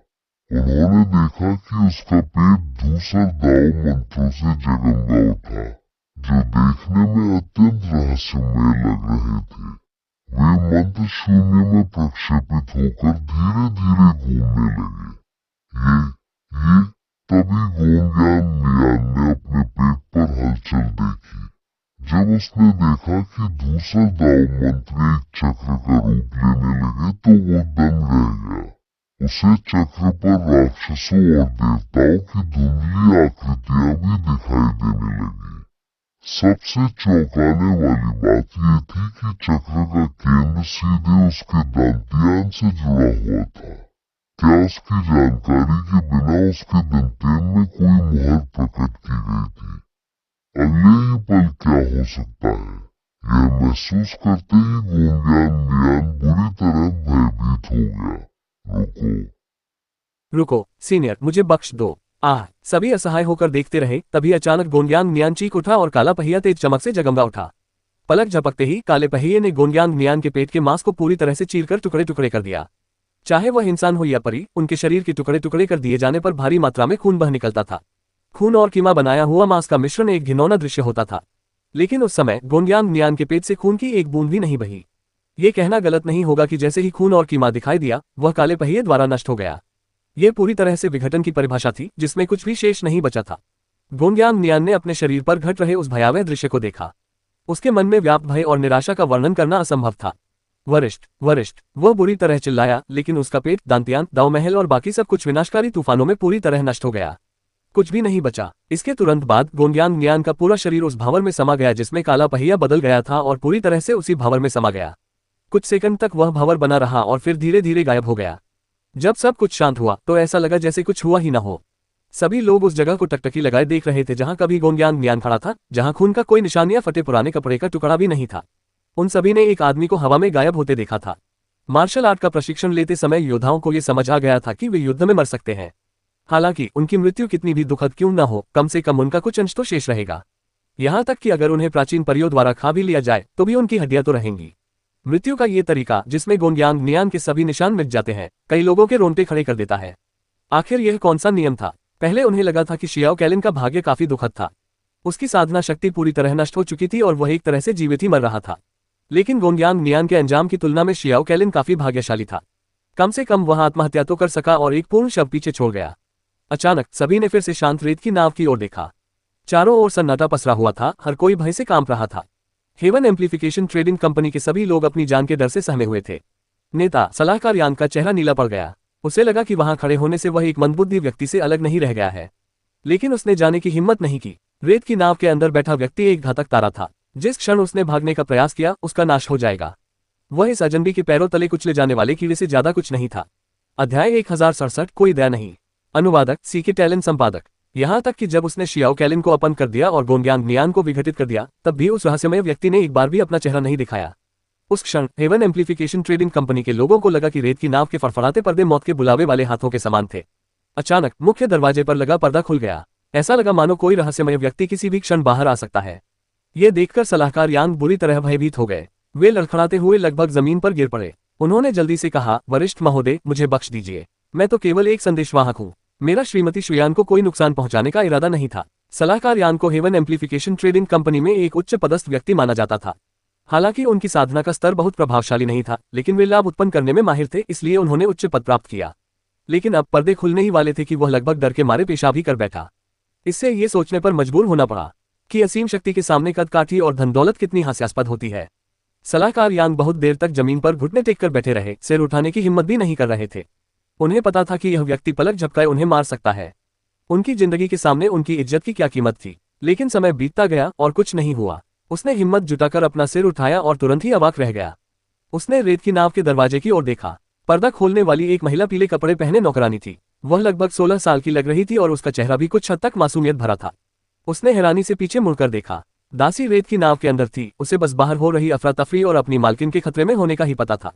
उसके बाद हुई लड़ाई कुछ ही सेकंड तक चली, इसलिए उसकी सीमित साधना के कारण उसे स्वाभाविक रूप से कुछ भी समझ नहीं आया कि क्या हुआ था। उसने केवल वही देखा जो उसकी आंखों ने उसे दिखाया। उसे कभी उम्मीद नहीं थी कि हालात इस हद तक बिगड़ जाएंगे। उसने कभी सोचा भी नहीं था कि हेवन एम्प्लीफिकेशन ट्रेडिंग कंपनी के उच्च पदों पर आसीन सलाहकार यांग उसके जैसी एक नौकरानी के सामने इस तरह घुटने टेक देगा। इतना ही नहीं, उसके घुटने टेकने का तरीका किसी पिल्ले जैसा था। यह देखकर वह पूरी तरह से अचंभित रह गई। सलाहकार यांग का चेहरा ऐसा लग रहा था मानो उसने अभी अभी गंदगी से भरी प्लेट निगल ली हो। वह बेहद बदसूरत था। उसने मरने के बारे में भी सोचा। ये यून के सामने पेशाब करने से शायद उसे थोड़ी शर्मिंदगी सहनी पड़ती, लेकिन यहाँ वह एक युवती के सामने झुक रहा था। क्या ये घोर अपमान नहीं था? वह अपने जीवन में इतना शर्मिंदा कभी नहीं हुआ था। उस समय तक ये यून प्रकट नहीं हुई थी, इसलिए सलाहकार यांग उठने की हिम्मत नहीं कर पा रहा था। वह घुटनों के बल बैठे रहने या खड़े होने का जोखिम उठाने के बीच फंसा हुआ था। काश वह कुत्ते की लीद बन जाता। कम से कम तब तो कोई उस पर ध्यान नहीं देता। मालकिन, मैं एक संदेश देने आई हूँ, नौकरानी ने पलके झपकाते हुए बड़ी मुश्किल से कहा। वहां मौजूद सभी लोग उसे देख रहे थे, यहां तक कि हेवन एम्प्लीफिकेशन ट्रेडिंग कंपनी का एक महत्वपूर्ण व्यक्ति भी उसके सामने झुक गया था। उसने पहले कभी ऐसी स्थिति का सामना नहीं किया था, इसलिए उसका हकलाना स्वाभाविक था। हाँ हीर, आगे बढ़ो, जी शुयान ने कहा। वह इतनी शांत कैसे रह सकती थी? उसकी डिवाइन सीक्रेट्स ट्रेडिंग कंपनी लगभग विलय के कगार पर थी, क्योंकि शियाओ कैलिन और गोंगयांग नियान ने बिना किसी कृतज्ञता के पाला बदल लिया था। इस घटनाक्रम ने जी शुयान को इतना क्रोधित कर दिया था कि वह लगभग खून की उल्टी करने वाली थी। लेकिन पलक झपकते ही ये यून ने अपनी असीम शक्ति का प्रयोग करते हुए उन दोनों को घायल कर दिया और नष्ट कर दिया, जिससे स्थिति संभल गई। शिकायतों के इस त्वरित निपटारे ने उसके मन को बहुत सुकून दिया। इतने लंबे समय तक दमन सहने के बाद आखिरकार वह गर्व से सिर ऊंचा कर सकी। यहाँ तक कि जब उसके दादाजी जीवित थे तब भी उसे यह एहसास नहीं था कि असीम शक्ति का उपयोग किसी स्थिति को नियंत्रित करने के लिए किया जा सकता है। वह ये यून की बहुत आभारी थी, या शायद ये कहना बेहतर होगा कि वह उससे बहुत ईर्ष्या करती थी। जीवन जीने का यही सही तरीका है। व्यापार से भले ही इतनी दौलत मिले जो किसी देश की दौलत के बराबर हो, लेकिन ये सब क्षणभंगुर बुलबुलों की तरह है जो कभी भी नष्ट हो सकते हैं। पूर्ण नियंत्रण और असीम शक्ति के सुखद एहसास की तुलना भला इससे कैसे की जा सकती है? युवा मास्टर ये ने कहा कि बाकी सब कुछ आपको संभालना होगा। उनके सटीक शब्द थे, जैसा चाहो वैसा करो, दया दिखाने की कोई जरूरत नहीं है। ये यून ने केवल 2 सबसे शक्तिशाली लोगों को ही नष्ट किया था। हालांकि उसकी कार्रवाई त्वरित और निर्मम थी, उसने केवल डिवाइन सीक्रेट्स ट्रेडिंग कंपनी के लोगों को ही मारा था। डिवाइन सीक्रेट्स ट्रेडिंग कंपनी के विश्वासघातियों से स्वाभाविक रूप से डिवाइन सीक्रेट्स ट्रेडिंग कंपनी द्वारा निपटा गया। हेवन एम्प्लीफिकेशन ट्रेडिंग कंपनी उन्हें दोषी नहीं ठहरा सकती थी। ये यून ने जानबूझकर हेवन एम्प्लीफिकेशन ट्रेडिंग कंपनी के लोगों को नहीं छुआ। यह डर के कारण नहीं था, बल्कि इसलिए था क्योंकि वह जी शुयान के विचारों को नहीं जानता था। आखिरकार डिवाइन सीक्रेट्स ट्रेडिंग कंपनी और हेवन एम्प्लीफिकेशन ट्रेडिंग कंपनी के बीच का मामला जी शुयान के निर्णय पर निर्भर था। ये यून तो बाहरी व्यक्ति था, इसलिए उसने ज्यादा दखल देने की योजना नहीं बनाई थी। साथ ही ये यून जी शुयान के काम करने के तरीके से उसकी क्षमता और रवैये को भी समझना चाहती थी। सलाहकार यांग ने जब हीर की बातें सुनी तो वह प्रसन्न हो गया। उसे पता चल गया था कि वह खतरे से बाहर है। जब तक वह मृत्यु के देवता को नाराज नहीं करता तब तक सब ठीक रहेगा। जी शुयान को उससे जरा भी डर नहीं था। भला वो लड़की क्या कर सकती थी? वो रहस्यमयी शख्स बेहद ताकतवर था और बेलगाम था। वो जिसे चाहे मार सकता था, लेकिन जी शुयान को ज़ेड लस्टर सिटी में अपना कारोबार जारी रखना था। डिवाइन सीक्रेट्स ट्रेडिंग कंपनी के अधीन सब कुछ अभी भी हेवन एम्प्लीफिकेशन ट्रेडिंग कंपनी द्वारा नियंत्रित किया जा रहा था।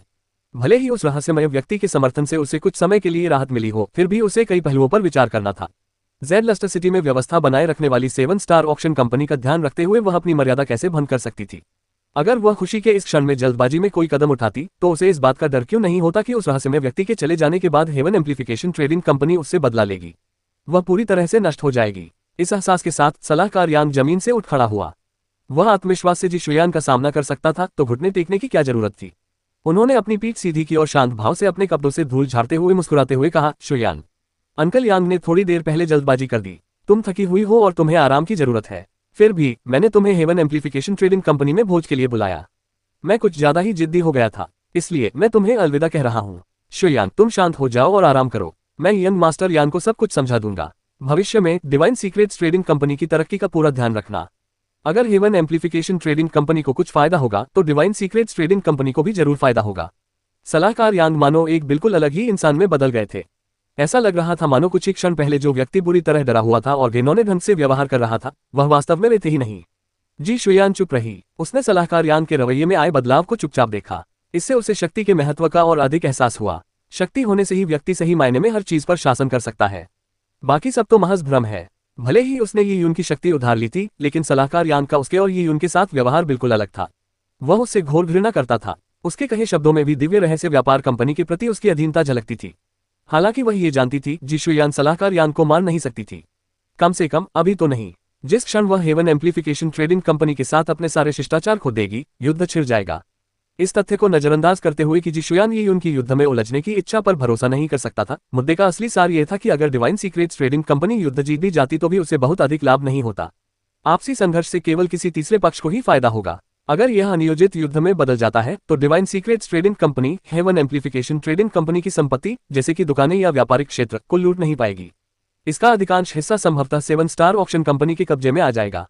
डिवाइन सीक्रेट्स ट्रेडिंग कंपनी के लिए 7 स्टार ऑक्शन कंपनी से लड़ने से पहले हेवन एम्प्लीफिकेशन ट्रेडिंग कंपनी को नष्ट करना असंभव था, है ना?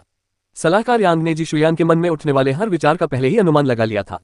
उन्हें पूरा यकीन था कि जी शुयान सुरक्षित रहेगा। 7 स्टार ऑक्शन कंपनी एक प्रभावशाली गुट था, जिसकी उपस्थिति सन बरियल सेंसी के 7 शहरों में थी।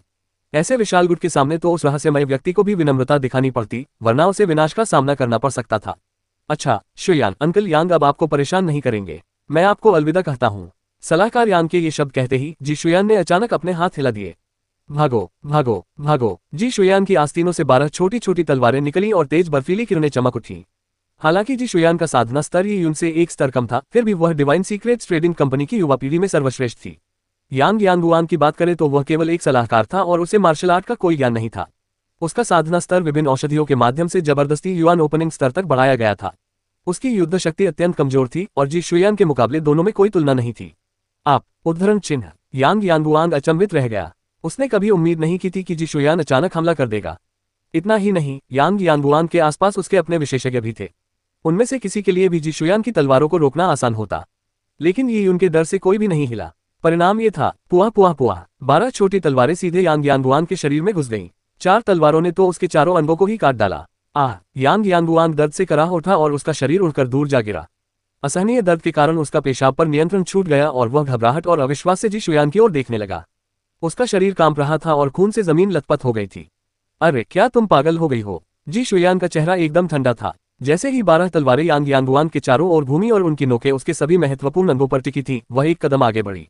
उसने ठंडे स्वर में कहा, मैं तुम्हें मारूंगी नहीं, लेकिन तुम्हें इसकी कीमत चुकानी होगी।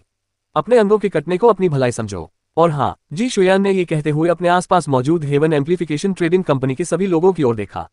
आज डिवाइन सीक्रेट्स ट्रेडिंग कंपनी में जो भी आए हैं, उन्हें यहाँ से जाने की अनुमति नहीं है। आप सभी यही रुके। पुरुषों, इन सभी को पकड़ो। अध्याय 1068 निर्मम रानी। अनुवादक सीके टैलेंट संपादक। क्या इन सबको मार गिराऊं? जी शुयान के आदेश सुनकर डिवाइन सीक्रेट्स के रक्षक सतर्क हो गए। उन्हें यह भी पता था कि हाल के दिनों में डिवाइन सीक्रेट्स ट्रेडिंग कंपनी और हेवन एम्प्लीफिकेशन ट्रेडिंग कंपनी के बीच अनबन चल रही थी। संभावित टकराव के डर से डिवाइन सीक्रेट्स ट्रेडिंग कंपनी ने हर मामले में कड़ा रुख अपना रखा था। लेकिन आज उन्हें हेवन एम्प्लीफिकेशन ट्रेडिंग कंपनी के दर्जनों लोगों को खत्म करने का आदेश मिला था, जिनमें कई महत्वपूर्ण हस्तियां भी शामिल थीं। स्वाभाविक रूप से यान तियानकोन जी शुयान को आमंत्रित करने के लिए प्रतिनिधिमंडल में मामूली हस्तियों को नहीं भेजते। सलाहकार यान के अलावा जिनके अंक काट दिए गए थे, यान तियानकोन का छोटा सगा भाई भी था। जी शुयान, तुम क्या कर रहे हो? मैं यान यानपिन हूँ, यान तियानकोन का छोटा भाई। क्या तुम मुझे कैद करोगे, ये जानते हुए कि इसका मतलब हेवन एम्प्लीफिकेशन ट्रेडिंग कंपनी के साथ युद्ध है?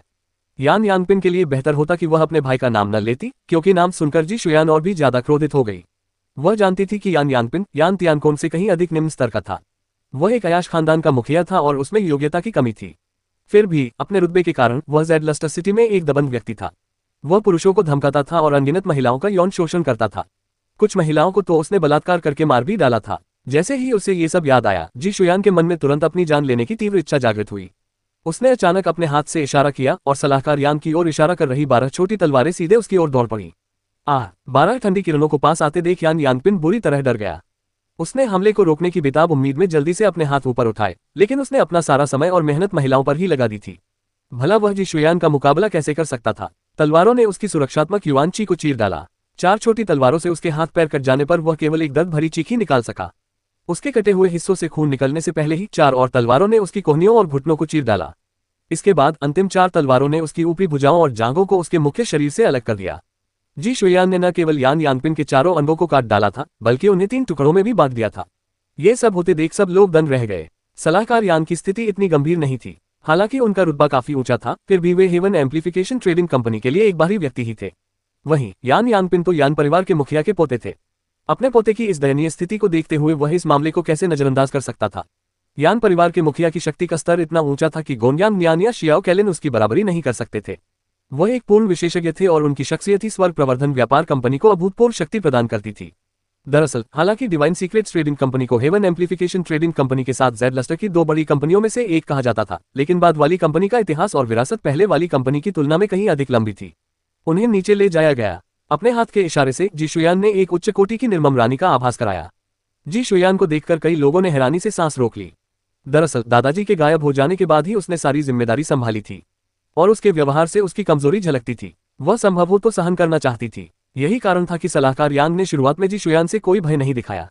सबके लिए वह महज एक अनुभवहीन युवती थी जिसका कोई महत्व नहीं था। उसमें दृढ़ साहस की कमी थी, लेकिन अब वह फुर्तीली और निर्णायक थी, वहां मौजूद सभी की उम्मीदों से कहीं बढ़कर। सलाहकार यांग और यान यानपिन को जी शुयान को नीचा दिखाने की जो कीमत चुकानी पड़ी वह थी उन्हें अंगहीन मानव खंभों में बदल देना। कदमों की अफरा तफरी के बीच हेवन एम्प्लीफिकेशन ट्रेडिंग कंपनी के सभी लोग वश में आ गए। यहां तक कि कुछ सबसे ताकतवर लोग भी चुपचाप हार मान गए, क्योंकि यी यून ने उनमें जो भय पैदा किया था वह असहनीय था। हेवन एम्प्लीफिकेशन ट्रेडिंग कंपनी को संदेश भेजो कि वे 3 हेवन इंग्रेस पिल्स लाए ताकि आज मेरे द्वारा कैद किए गए लोगों को छुड़ाया जा सके। अगर ऐसा नहीं हुआ तो मैं गारंटी नहीं दे सकता कि वे जीवित लौटेंगे। जी शुयान ने ये परिस्थितियां इसलिए बनाई ताकि वह यी यून के आग्रह को पूरा कर सके। वह यी यून को सूर्य दफन रेत सागर की आंग आत्मा का पता लगाने में मदद करने के लिए हर तरह की बहुमूल्य जड़ी बूटियां, रहस्यमयी गोलियां और दवाइयां खोजने और इकट्ठा करने की पूरी कोशिश करेगी। डिवाइन सीक्रेट्स ट्रेडिंग कंपनी में गृह युद्ध छिड़ा हुआ था और बाहरी ताकतों द्वारा उस पर हमला किया जा रहा था, जिससे उसकी हालत बेहद दयनीय हो गई थी। इन लोगों को 3 हेवन इंग्रेस पिल्स के बदले में देना और यी यून को मजबूत करना एक अच्छा विचार था। हेवन इंग्रेस पिल्स सस्ती नहीं थी। अगर हेवन एम्प्लीफिकेशन ट्रेडिंग कंपनी को उनमें से 3 की बलि देनी पड़ती तो उन्हें भारी नुकसान उठाना पड़ता। उनके लिए यही बेहतर होता कि वे बात मान लेते, लेकिन अगर वे ऐसा नहीं करते तो हेवन एम्प्लीफिकेशन ट्रेडिंग कंपनी के लोग उनकी वफादारी पर शक करने लगते। हालांकि यह जरूरी नहीं था कि हेवन एम्प्लीफिकेशन ट्रेडिंग कंपनी के लिए काम करना ही सबसे अच्छा हो। ये यून ने जी शुयान के विचारों को आसानी से पढ़ लिया। दरअसल उसके कार्य निर्मम प्रतीत होने के बावजूद उसने कुछ गुंजाइश छोड़ी थी। अगर ये यून ने कार्रवाई की होती तो वह न केवल अंगों को काटता बल्कि उनके दांतियान को नष्ट कर देता या उनकी जान ले लेता। अंगों को दोबारा प्रत्यारोपित करना संभव था, लेकिन यदि किसी व्यक्ति का दांतियान नष्ट हो जाता था तो वह व्यक्ति वास्तव में अपंग हो जाता था। जी शुयान ने सबसे पहले यी यून की ताकत बढ़ाने के लिए गोलियां इकट्ठा करना शुरू किया। दूसरे, वह यान परिवार की सहनशीलता की सीमा का अंदाजा लगा सकती थी। वह ये जानना चाहती थी कि पूर्ण युद्ध छिड़ने से पहले वे कितना बर्दाश्त कर सकते हैं। जी शुयान को इतना आत्मविश्वास इसलिए था क्योंकि उसे यी यून का समर्थन प्राप्त था। ये विचार आते ही यी यून ने सिर हिलाया। जी शुयान ने जिस तरह से मामले को संभाला था उससे वह काफी संतुष्ट था। उसने न तो उसके आदेशों को भुलाया था और न ही उसके कारण अपना संतुलन खोया था। वह निर्मम और निर्णायक प्रतीत होती थी, लेकिन हर बात पर उसने सावधानीपूर्वक विचार किया था। अगर यी यून खुद ऐसा करता तो वह इतना सोचता भी नहीं। वह सारे विवाद को खत्म करने के लिए उन्हें मार डालता, लेकिन जी शुयान ने अपने विकल्पों पर विचार किया। उसका लक्ष्य अधिकतम लाभ प्राप्त करना था। इन लोगों को कालकोठरी में डाल दो, हम लौटकर दावत का आयोजन करेंगे। बेशक जी शुयान अपने लिए भोज का आयोजन नहीं कर रही थी, बल्कि यी यून का स्वागत करने के लिए कर रही थी। जी शुयान ये भी जानती थी कि यी यून साधना में लीन था, इसलिए यह संभव नहीं था कि उसे शोरगुल वाला माहौल पसंद हो। इसलिए यद्यपि बाहर दर्जनों मेजें लगी थीं, जिससे वहां बहुत चहल पहल थी, वहीं अंदर जहां यी यून था एक विशाल और शांत अतिथि कक्ष था। वहां केवल एक छोटी सी मेज थी, लेकिन उस पर उच्च कोटि का उत्तम आध्यात्मिक भोजन रखा हुआ था। जी शुयान जानती थी कि यी यून को स्वर्ग और पृथ्वी की आध्यात्मिकता से भरपूर वस्तुएं पसंद थी, इसलिए उसने उसके लिए इन चीजों को तैयार करने में कोई कसर नहीं छोड़ी।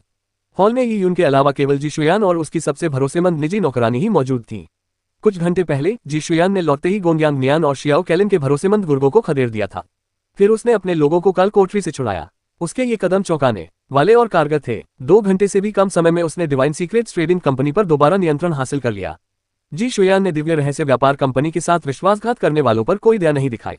उन्हें निर्वासित कर दिया गया, उनकी साधना शक्ति छीन ली गई या उन्हें मृत्युदंड दे दिया गया। सब कुछ दिव्य रहस्य व्यापार कंपनी के नियमों के अनुसार ही किया गया। शुद्धिकरण में 2 घंटे और न्याय के लिए 2 घंटे लगे। उसी समय उसे एक दावत का आयोजन भी करना पड़ा, जिसमें एक साथ आनंद और रक्तपात दोनों शामिल थे।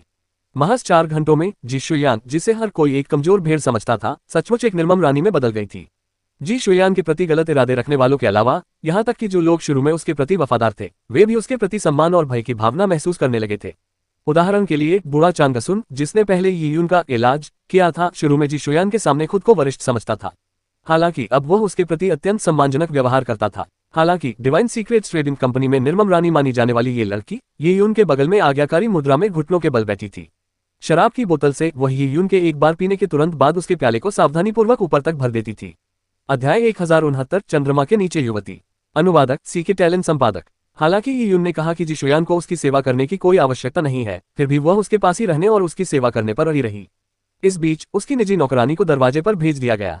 पिछली घटनाओं के कारण रात काफी ढल चुकी थी। पेड़ों के ऊपर चमकीला चांद लटका हुआ था और चांदनी कमरे में फैल रही थी। कुछ चमकदार चांद पत्थरों से छनकर आती रोशनी से कमरा जगमगा रहा था। परिणामस्वरूप कमरे की हर चीज चांदी की पतली परत से ढकी हुई प्रतीत हो रही थी। बोतल से निकली शराब टूटी हुई चांदी जैसी दिख रही थी, जिससे उसका रूप गहरा और रहस्यमय लग रहा था। चांदनी में चुपचाप बैठी जी शुयान ने पतले हवादार कपड़े से बनी पोशाक पहनी हुई थी। उसकी सुंदरता बेमिसाल थी, मानो वह चांदनी में किसी अप्सरा की तरह चमक रही हो। डिवाइन सीक्रेट्स ट्रेडिंग कंपनी के लोगों ने शायद कभी सोचा भी नहीं था कि उनकी कठोर स्वभाव वाली रानी का इतना शांत और सौम्य रूप भी होगा। मेरा खाना खत्म हो गया है। भविष्य में खाने पीने में इतनी फिजूल खर्ची करने की कोई जरूरत नहीं है। ये यून को सचमुच लगता था कि इस तरह का पेय पदार्थ बनाना फिजूल खर्ची है। दुर्लभ जड़ी बूटियों को गोलियों में परिष्कृत करना इस तरह का पेय पदार्थ बनाने से कहीं अधिक प्रभावी था। आखिर पेय पदार्थ बनाते समय स्वाद का भी ध्यान रखना पड़ता है, तो फिर यह गोलियों की तुलना में कितना कारगर हो सकता है। जितना अधिक खर्चीला पेय होता था, उसका औषधीय सार उतना ही अधिक नष्ट हो जाता था। ठीक है, जी शुयान ने हल्के स्वर में जवाब दिया और ये उनके बगल में घुटनों के बल बैठी रही। उसने हल्के नीले रंग की पोशाक पहनी थी। उसकी गर्दन का ऊपरी हिस्सा खुला हुआ था, जिससे उसकी गर्दन चीनी मिट्टी की तरह सफेद और नाजुक दिख रही थी। उसकी छाती के पास एक हल्की सी उभार भी थी जो मुश्किल से दिखाई दे रही थी। उसका शरीर सुडौल था और पोशाक ने उसके स्तनों को उभारा हुआ था। जब भी वह घुटनों के बल बैठती, पोशाक उसकी टांगों के नीचे कस जाती, जिससे उसके सुडौल कुल्हे और भी आकर्षक लगते। जैसे जैसे यीयुन खाना खा रहा था, उसे अपने नाक के आसपास एक हल्की सी खुशबू महसूस होती रही। उसने जी शुयान की ओर देखा और पाया कि वह भी उसे देखकर खुश हो रही है। ओह, आपका चेहरा ठीक हो गया है। ये यून ने अचानक देखा कि हालांकि जी शुयान ने अभी भी अपने आधे चेहरे को ढकने वाला घूंघट पहन रखा था, लेकिन उसके चेहरे पर मौजूद हल्के निशान गायब हो गए थे। हाँ, जब छोटे मालिक ने मेरे शरीर से गुलाम कीड़े निकाले तो कीड़ों का जहर साफ हो गया, जिससे मेरे चेहरे के घावों का इलाज करना बहुत आसान हो गया। और पहले मैं कभी उनका इलाज नहीं करवाती थी क्योंकि मेरे चेहरे पर अक्सर निशान पड़ जाते थे। लेकिन अब जाहिर है हालात अलग हैं। जैसे ही जी शुयान ने बोलना शुरू किया, उसने अपना घूंघट हटा दिया, जिससे उसका सुंदर चेहरा प्रकट हो गया। रात में वह से भीगी हुई एक खिलती हुई ऑर्किड की तरह लग रही थी, मानो चांदनी में चुपचाप खिल रही हो। ये यून जी शुयान की सुंदरता से मंत्रमुग्ध हुए बिना नहीं रह सका। उसे लिन शिंटो की याद आ गई। सबसे बढ़कर वो लिन शिंटो को ढूंढना चाहता था। हालांकि 12 दिव्य लोकों की विशालता के कारण किसी एक व्यक्ति को खोजना बहुत मुश्किल था। उसे सबसे पहले इतनी ताकत की जरूरत थी कि वह इतनी विशाल दुनिया में यात्रा कर सके। उस बात को लेकर उनके विचार भटक रहे थे। उन्होंने अपने हाथ में रखा शराब का प्याला खत्म किया और कहा, मैं आराम करूंगा। डिवाइन सीक्रेट्स ट्रेडिंग कंपनी में रहने के दौरान ये उनके कमरे की व्यवस्था स्वाभाविक रूप से जी शुयान ने की थी। उसने सिर हिलाया और उसे एक शयन कक्ष में ले गई। कमरा काफी बड़ा था। बीच में एक पलंग था जिस पर 4 से 5 लोग सो सकते थे। उसके सामने दिव्य पक्षियों के मुलायम पंखों से बुना हुआ कालीन था। पलंग के चारों ओर सुंदर पर्दे लगे थे, जिससे कमरे में एक भव्य और आलीशान माहौल बन गया था। बिस्तर पहले से ही लगा हुआ था। उस पर दिव्य रेशम के तकिए और कंबल थे और आध्यात्मिक साधना के लिए एक व्यवस्था स्थापित थी। इससे सोते समय भी साधना की जा सकती थी। जी शुयान की निजी नौकरानी दरवाजे पर खड़ी रह गई, जबकि जी शुयान ने स्वयं ही उनके लिए कंबल बिछाया। हालांकि कंबल बिछाने के बाद वह तुरंत नहीं गई, बल्कि ही उनकी ओर देखने लगी। उसने अपने होठों को हल्के से दबाया और कुछ बोलने में हिचकिचाई। क्या बात है? ये यून ने पूछा। युवा स्वामी यी, मैं जानना चाहता हूं कि युवा स्वामी ज़ेड लस्टर सिटी में कितने समय तक रहने की योजना बना रहे हैं। जी शुयान ने वह सवाल पूछा जिसे उसने अब तक अपने दिल में दबा रखा था। वह जानती थी कि उसने जो कुछ भी किया था, निर्मम कृत्य और बिजली की तरह भयंकर हिंसा, सब एक आधार पर टिकी थी। ये सब इस धारणा पर आधारित था कि यून डिवाइन सीक्रेट्स ट्रेडिंग कंपनी में ही रुक जाएगी। पहले जी शुयान अपने दृढ़ निश्चय और निर्मम स्वभाव के कारण लोगों में भय पैदा करती थी, इसलिए कोई भी उसे कमतर आंकने की हिम्मत नहीं करता था। लेकिन ये उनके जाते ही उसकी निर्ममता एक मजाक बनकर रह गई। उसके अधीन रहे लोग उससे बदले की भावना से पागल हो जाएंगे। जी शुयान उस परिणाम की कल्पना भी नहीं कर सकती थी। उसे निस्संदेह अंतहीन पीड़ा सहनी पड़ेगी, मृत्यु का सुख भी नहीं मिलेगा। हालांकि जी शुयान चाहती थी कि यून डिवाइन सीक्रेट्स ट्रेडिंग कंपनी में ही रहे, पर वह जानती थी कि वह अपनी साधना के प्रति समर्पित है। वह मार्शल आर्ट के शिखर को प्राप्त करने के लिए प्रयासरत था। डिवाइन सीक्रेट्स ट्रेडिंग कंपनी जैसी छोटी कंपनी में उसकी रुचि होने की कोई संभावना नहीं थी। इन परिस्थितियों में अगर जी शुयान ये यून से ज़ेड लस्टर सिटी में कुछ और समय रुकने का अनुरोध करती है, तो वह उससे बहुत बड़ा उपकार मांग रही होगी। वह बिना किसी प्रतिफल के उसकी मदद की उम्मीद कैसे कर सकती है? ये फिलहाल अनिश्चित है। ये कुछ महीनों जितना छोटा या 1 साल जितना लंबा भी हो सकता है। उद्धरण चिन्ह, ये यून के लिए उसके मन की बात जानना नामुमकिन नहीं था। हालांकि वह ज़ेड लस्टर सिटी में हमेशा के लिए नहीं रह सकता था। ये जगह बहुत सीमित थी और वह यहाँ केवल यांग स्पिरिट और अन्य बहुमूल्य जड़ी बूटियों की तलाश में आया था। लेकिन यांग स्पिरिट का मिलना पूरी तरह से भाग्य पर निर्भर था। अगर 1 साल बाद भी यून उसे नहीं ढूंढ पाता तो उसके लिए यहाँ रहना व्यर्थ होता, है ना? हेवन एम्प्लीफिकेशन ट्रेडिंग कंपनी के बारे में चिंता करने की कोई आवश्यकता नहीं है। मेरे जाने से पहले मैं आपकी समस्या का समाधान करने में आपकी मदद करूंगा। धन्यवाद, युवा स्वामी यी, जी शुयान ने धीरे से कहा। वह जानती थी कि शक्ति के बिना सूर्य दफन रेत सागर में अपनी जागीर की रक्षा करना असंभव था। स्वर्ग प्रवर्धन व्यापार कंपनी को भी नजरअंदाज कर दिया जाए तो भी दिव्य रहस्य व्यापार कंपनी पर अन्य गुटों का कब्जा हो जाएगा और कुछ महीनों से लेकर 1 साल के भीतर उसके प्रति वफादार विशेषज्ञों को तैयार करना बहुत मुश्किल होगा। जी शुयान ने अपने मन की बात नहीं कही। वह जानती थी कि यून ने डिवाइन सीक्रेट्स ट्रेडिंग कंपनी के लिए पहले ही काफी कुछ कर दिया था। सुश्री शुयान, क्या और कुछ है? ये यून आराम करने के लिए तैयार था। जी शुयान ने उसके लिए कंबल बिछा दिए थे, फिर भी वह नहीं उठी। जी शुयान ने अपना सिर लगातार नीचे झुका रखा था और संयोगवश उसे जी शुयान की छाती का ऊपरी हिस्सा नीचे तक दिखाई दे रहा था। यह न जाने कितने विचार मन में जगा सकता था। ये यून ने कुछ पल के लिए रुककर अपनी निगाहें दूसरी तरफ घुमा ली। जी शुयान का चेहरा लाल हो गया। वह कभी भी अपने मन की बात कह नहीं पाती थी। कुछ क्षणों की चुप्पी के बाद जी शुयान ने कहा, युवा स्वामी यी, आपने मुझे जो नया जीवन दिया है उसके लिए मैं आपका आभार कैसे व्यक्त करूं यह मुझे नहीं पता। दुर्भाग्य से जो चीज मेरे लिए सबसे ज्यादा मायने रखती है शायद वह आपको पसंद न आए, लेकिन मेरे पास एक स्वर्ग रहस्य दिशा सूचक यंत्र है। यह आपकी मदद कर सकता है। जैसे ही जी शुयान बोल रही थी उसने अपनी अंतरस्थानिक अंगूठी से एक जहर का डिब्बा निकाला। उसे खोलने पर उसके अंदर एक भूरे रंग का धातु का कंपास दिखाई दिया। धातु के बने कंपास के बीच में ताइजी का यिन यांग चिन्ह था। चिन्ह के चारों ओर जटिल रूनिक पैटर्न बने हुए थे जो प्राचीन और रहस्यमय प्रतीत होते थे। ये है उद्धरण चिन्ह। ये यून ने स्वर्ग रहस्य कंपास उठाया। ये काफी भारी था। ये किस पदार्थ से बना था यह अज्ञात था। जी शुयान ने कहा, जब दादाजी ने स्वर्ग रहस्य अध्याय छोड़ा तो वे अपने साथ खजाने की खोज के लिए इस्तेमाल होने वाले स्वर्ग रहस्य कंपास का एक माँ बच्चे का जोड़ा ले गए थे। बाद में जब सूर्य दफन रेत सागर में घटनाएं घटी तो दादाजी यांग आत्मा की खोज में स्वर्ग रहस्य कंपास के माँ भाग को ले गए। हालांकि वे कभी वापस नहीं लौटे, इसलिए स्वर्ग रहस्य कंपास का माँ भाग दादाजी के साथ सूर्य दफन रेत सागर में खो गया। मेरे पास यहाँ स्वर्ग रहस्य कंपास का बच्चे वाला भाग है। यंग मास्टर ये को स्वर्ग रहस्य कंपास का उपयोग करना आता हो या ना आता हो इससे कोई फर्क नहीं पड़ता। जैसे ही स्वर्ग रहस्य कंपास का शिशु भाग मातृ भाग के निकट आता है वे स्वाभाविक रूप से एक दूसरे को महसूस करने लगते हैं। इसलिए यंग मास्टर ये इसका उपयोग करके पता लगा सकेंगे कि दादाजी की मृत्यु कहाँ हुई थी। मेरा मानना है कि जहां भी यह घटना घटी होगी वह यांग आत्मा से अधिक दूर नहीं होगी। अध्याय 1070 एक लड़की के विचार। अनुवादक सीके टैलेंट संपादक। मैं समझ गया, तो मुझे वाकई मिस शुयान को धन्यवाद देना चाहिए।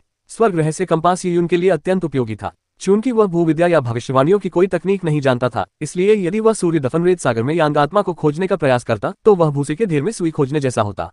लेकिन स्वर्ग रहस्य कंपास होने से स्थिति पूरी तरह बदल जाती। ये जादुई खजाना निश्चित रूप से ये उनके लिए बहुत मददगार साबित होगा। अच्छा, और ये भी, ये दादाजी द्वारा छोड़े गए शुद्धयांग दिव्य पत्थर हैं। मैं इन्हें भी युवा स्वामी ई के पास छोड़ दूंगा। जैसे ही जी शुयान ने बोलना शुरू किया उसने अपनी अंतरस्थानिक अंगूठी से चमड़े से बना एक जटिल थैला निकाला। उसने थैले से विभिन्न आकारों के कुल 8 दिव्य पत्थर बाहर निकाले। पल भर में पूरा कमरा एक घनी शुद्ध यांग आभा से भर गया। ये यून उन वस्तुओं को देखकर प्रसन्न हुआ। यांग भावना को नजरअंदाज करते हुए केवल शुद्ध यांग दिव्य पत्थर ही उसके लिए बहुत लाभप्रद थे। ये यून जानती थी कि शुद्ध यांग दिव्य चट्टाने और स्वर्ग रहस्य कंपास दोनों ही जी शुयान के लिए महत्वपूर्ण अर्थ रखते थे, क्योंकि ये वस्तुएं उसके दादा द्वारा छोड़ी गई थी और इनके अंतर्निहित मूल्य का तो कहना ही क्या। धन्यवाद सुश्री शुयान, मैं इसके लिए आभारी हूँ। ये यून एक आभारी व्यक्ति था। इन बहुमूल्य वस्तुओं को प्राप्त करने के बाद उसे निश्चित रूप से डिवाइन सीक्रेट्स ट्रेडिंग कंपनी की अंत तक मदद करनी थी। तो मैं छोटे मालिक को भी धन्यवाद दूंगा। जी शुयान ने प्रणाम किया और जाने से पहले उसने देखा कि ये यून पहले ही पलंग पर बैठकर शुद्ध यांग दिव्य पत्थरों के साथ साधना कर रही थी। वह थोड़ी देर रुकी और ये यून को ध्यान से देखने लगी। उसकी निगाहों में कृतज्ञता, कोमलता और साथ ही उदासी भरी लालसा का भाव भी झलक रहा था। इसके बाद उसने मन ही मन एक गहरी आह भरी और चुपचाप कमरे से बाहर निकलकर दरवाजा बंद कर दिया। दिव्य वृक्ष के बीज और शुद्ध यांग दिव्य चट्टानों के साथ ये उनकी साधना में अभूतपूर्व सुधार देखा गया। उनकी नींव 9 पत्ती वाले 4 दावफलों से बनी थी, जो पहले से ही दिव्य वस्तुएं थीं। उन्होंने सांसारिक नियमों के अंशों को स्वतः ही आत्मसात कर लिया था, इसलिए ही उनको ये सोचने की आवश्यकता नहीं थी कि उनकी नियम संबंधी अंतर्दृष्टि दृढ़ है या नहीं। हालांकि ये उनको अन्य योद्धाओं की तुलना में सफलता प्राप्त करने के लिए कहीं अधिक संसाधनों की आवश्यकता थी, लेकिन जब तक उसके पास बहुमूल्य जड़ी बूटियां थीं, वह सीधे सफलता प्राप्त कर सकता था। यही 4 9 पत्ती दाव फलों का होना था जो स्वर्ग को चुनौती देने वाला था। साधना की यह असाधारण गति लंबे समय तक बनी रह सकती थी। अन्य दाव मैनिफेस्टेशन स्तर के योद्धाओं के लिए यह बिल्कुल अकल्पनीय था। शुद्ध यांग दिव्य चट्टानों की युवांची के पोषण के तहत दिव्य वृक्ष का बीज एक बार फिर से बढ़ने लगा। जैसे जैसे दिव्य वृक्ष का पौधा तेजी से बढ़ रहा था, एक कोमल पत्ता फैल गया। ये कुछ इंच से बढ़कर लगभग 1 फुट लंबा हो गया। इसी बीच शुद्ध यांग युवांची, जो किसी भी प्रकार की अशुद्धियों से रहित थी, ये उनके शरीर में वापस आ गई। वह अपने साधना स्तर में तेजी से सुधार महसूस कर सकता था। पहले वह दाव अभिव्यक्ति के प्रारंभिक चरण के शिखर पर थे, लेकिन अब उन्होंने एक ही झटके में दाव अभिव्यक्ति के मध्य चरण को पार कर लिया। इतना ही नहीं, उनकी प्रगति में कोई कमी नहीं आई और वे लगातार सुधार करते हुए दाव अभिव्यक्ति के मध्य चरण के शिखर तक पहुंच गए। अपनी शक्ति में वृद्धि का एहसास होने पर यून अत्यधिक प्रसन्न हो गया। साधना करते समय उनके शरीर से हल्की सुनहरी चमक निकलने लगी। ये चमक केवल उनके शरीर तक ही सीमित नहीं थी, बल्कि पूरा कमरा सुनहरी रोशनी से भर गया। ऐसा लग रहा था मानो कोई देवता कमरे में अवतरित हो गया हो। हालांकि ये यून का कमरा डिवाइन सीक्रेट्स ट्रेडिंग कंपनी के मुख्यालय के पिछवाड़े में स्थित था। चारों ओर एक के बाद एक पहरेदार तैनात थे। कोई भी अंदर नहीं जा सकता था, इसलिए कोई भी उस घटना को नहीं देख सका। जी शुयान को छोड़कर, बेशक अगर नौकरानियों को छोड़ दिया जाए तो पूरे पिछवाड़े में केवल ये यून और जी शुयान ही थी। उस शांत और गहरी रात के क्षण में जी शुयान एक अंधेरे कमरे से ये यून के रोशन कमरे से आती सुनहरी किरणों को देखती रही और जैसे स्तब्ध रह गई। मैडम, अब नहाने और फिर सोने का समय हो गया है। जी शुयान की निजी नौकरानी ने उसे धीरे से याद दिलाया। उसने देखा कि उसकी मालकिन काफी देर से खिड़की के पास खड़ी थी। ठीक है, जी शुयान ने धीरे धीरे अपनी बेल्ट खोलते हुए सिर हिलाया। एक एक करके कपड़े धीरे धीरे उतरने लगे, जिससे उसकी चिकनी त्वचा और सुडौल आकृति दिखाई देने लगी। चांदनी उसकी त्वचा पर बिखरे हुए चांदी के टुकड़ों की तरह चमक रही थी। जी शुयान ने अपने लंबे, मलाई जैसे सफेद जैड पत्थर जैसे पैरों को उठाया और धीरे से एक स्नान कुंड में प्रवेश किया। स्नानघर बहुत बड़ा था, लेकिन पानी ठंडा था, जो उसने जानबूझकर करवाया था। योद्धाओं के लिए थोड़ी ठंड कोई मायने नहीं रखती। पानी में फूलों की पंखुड़ियां बिखरी हुई थीं और उनकी हल्की खुशबू हवा में फैली हुई थी। जी शुयान चुपचाप स्नान कुंड में चल रही थी और ठंडे पानी की ताजगी भरी लहरें उसकी जांघों को छूते हुए उसे महसूस हो रही थी। कुछ देर बाद वह धीरे धीरे बैठ गई और ठंडे पानी को अपनी कोमल त्वचा पर धीरे धीरे भीगने दिया। पानी उसकी पतली कमर से शुरू होकर उसके सुडौल स्तनों तक पहुंचा और फिर उसके गालों और बालों तक आ गया। अंत में उसने अपनी आंखें बंद कर ली क्योंकि उसका पूरा माथा पानी में डूब गया था। उसने अपने घुटनों को गले लगाया, उसकी मुड़ी हुई टांगें उसके कोमल स्तनों पर दबाव डाल रही थीं, जिससे उसका सुडौल और आकर्षक रूप उभर रहा था। वह चुपचाप बाथटब में बैठी रही और बहते पानी को अपने सुंदर रूप को और भी निखारने दिया। हालांकि उसने डिवाइन सीक्रेट्स ट्रेडिंग कंपनी पर नियंत्रण हासिल कर लिया था, फिर भी किसी कारणवश उसे नुकसान का हल्का सा एहसास हो रहा था। शायद जिस दिन वह यून से मिली, लाल वस्त्रधारी बुढ़िया के अत्याचारों से घोर निराशा में डूबी हुई, उसी दिन उसकी उपस्थिति ने उसके दिल पर एक ऐसी छाप छोड़ दी थी जिसे आसानी से मिटाया नहीं जा सकता था। उसने ये भी सोचा था कि अगर वह इतने ऊंचे दर्जे का न होता तो वह अपनी सबसे प्रिय चीज से उसका एहसान चुका सकती थी। लेकिन एहसान चुकाने के बजाय ये वास्तव में उसकी दिली इच्छा बन गई। वह हमेशा से अभिमानी और ऊंचे दर्जे की थी। अब तक उसने सभी पुरुषों को ठुकरा दिया था। वह जानती थी कि उनके बीच की दूरी बहुत ज्यादा है। उसमें हिम्मत जुटाने की भी इच्छा शक्ति नहीं थी। शायद यही उसकी उदासी और उलझन का कारण था। अगर उसके पास असाधारण शक्ति और बेजोड़ प्रतिभा थी तो डिवाइन सीक्रेट्स ट्रेडिंग कंपनी का क्या? जब तक वह अपने दादाजी की इच्छाओं को पूरा करती, तब तक वह अपनी मनचाही किसी भी चीज की तलाश में दुनिया भर की यात्रा कर सकती थी। याद, नौकरानी की आवाज उसके कानों में गूंज रही थी, लेकिन जी शुयान उठी नहीं। पानी के भीतर की खामोशी ने उसे अजीब तरह से शांत कर दिया था। ... दूसरी ओर हेवन एम्प्लीफिकेशन ट्रेडिंग कंपनी में एक सजे धजे वस्त्र पहने एक बुजुर्ग व्यक्ति एक आराम कुर्सी पर बैठे थे। उनका चेहरा उदास और भयावह था। वह बुजुर्ग व्यक्ति हेवन एम्प्लीफिकेशन ट्रेडिंग कंपनी का असली प्रभारी था, यान पिंगचुआन। डिवाइन सीक्रेट्स ट्रेडिंग कंपनी में उस रात हुई चौंकाने वाली घटनाओं ने उसे स्तब्ध कर दिया था। जाहिर तौर पर वह दाव महल की 5वीं मंजिल के क्षेत्र में था। उसने गोंगयांग नियान को तुरंत मार डाला, लेकिन अपना चेहरा कभी प्रकट नहीं किया। उसका रूप रंग अज्ञात है। यान पिंगचुआन को बस यही खबर मिली थी। वह केवल दाव पैलेस की 5वीं मंजिल पर है। हालांकि उसकी ताकत बुरी नहीं है, लेकिन वह अकेले हमारी पूरी हेवन एम्प्लीफिकेशन ट्रेडिंग कंपनी को दबाने के बारे में सोचकर बहुत भोला होगा। यान परिवार के एक कार्यकर्ता ने गुस्से से कहा। हाँ बिल्कुल, वो कमीनी जी शुयान भी है। उसने हमारे लोगों को कैद करने की हिम्मत की और सलाहकार यान के चारों हाथ पैर काट डाले। उसकी किस्मत अच्छी थी कि युवा स्वामी उसे पसंद करते थे, फिर भी उसे इसकी कोई कदर नहीं थी। वो तो बस मौत को दावत दे रही है। कुलपति, आदेश दीजिए। सबसे पहले कार्रवाई डिवाइन सीक्रेट्स ट्रेडिंग कंपनी ने की थी। अगर हम हेवन एम्प्लीफिकेशन ट्रेडिंग कंपनी को भी नष्ट कर दें तो 7 स्टार ऑक्शन कंपनी कुछ नहीं कहेगी। अगर हमारे सभी विशेषज्ञ कार्रवाई करें तो डिवाइन सीक्रेट्स ट्रेडिंग कंपनी का सफाया होना तय है। हेवन एम्प्लीफिकेशन ट्रेडिंग कंपनी के सभी सदस्य उत्तेजित थे। हालांकि यान पिंगचुआन के चेहरे पर चिंता की लकीरें थीं। उसके मन में एक अजीब सी बेचैनी थी कि वह रहस्यमयी व्यक्ति इतना सीधा साधा नहीं है।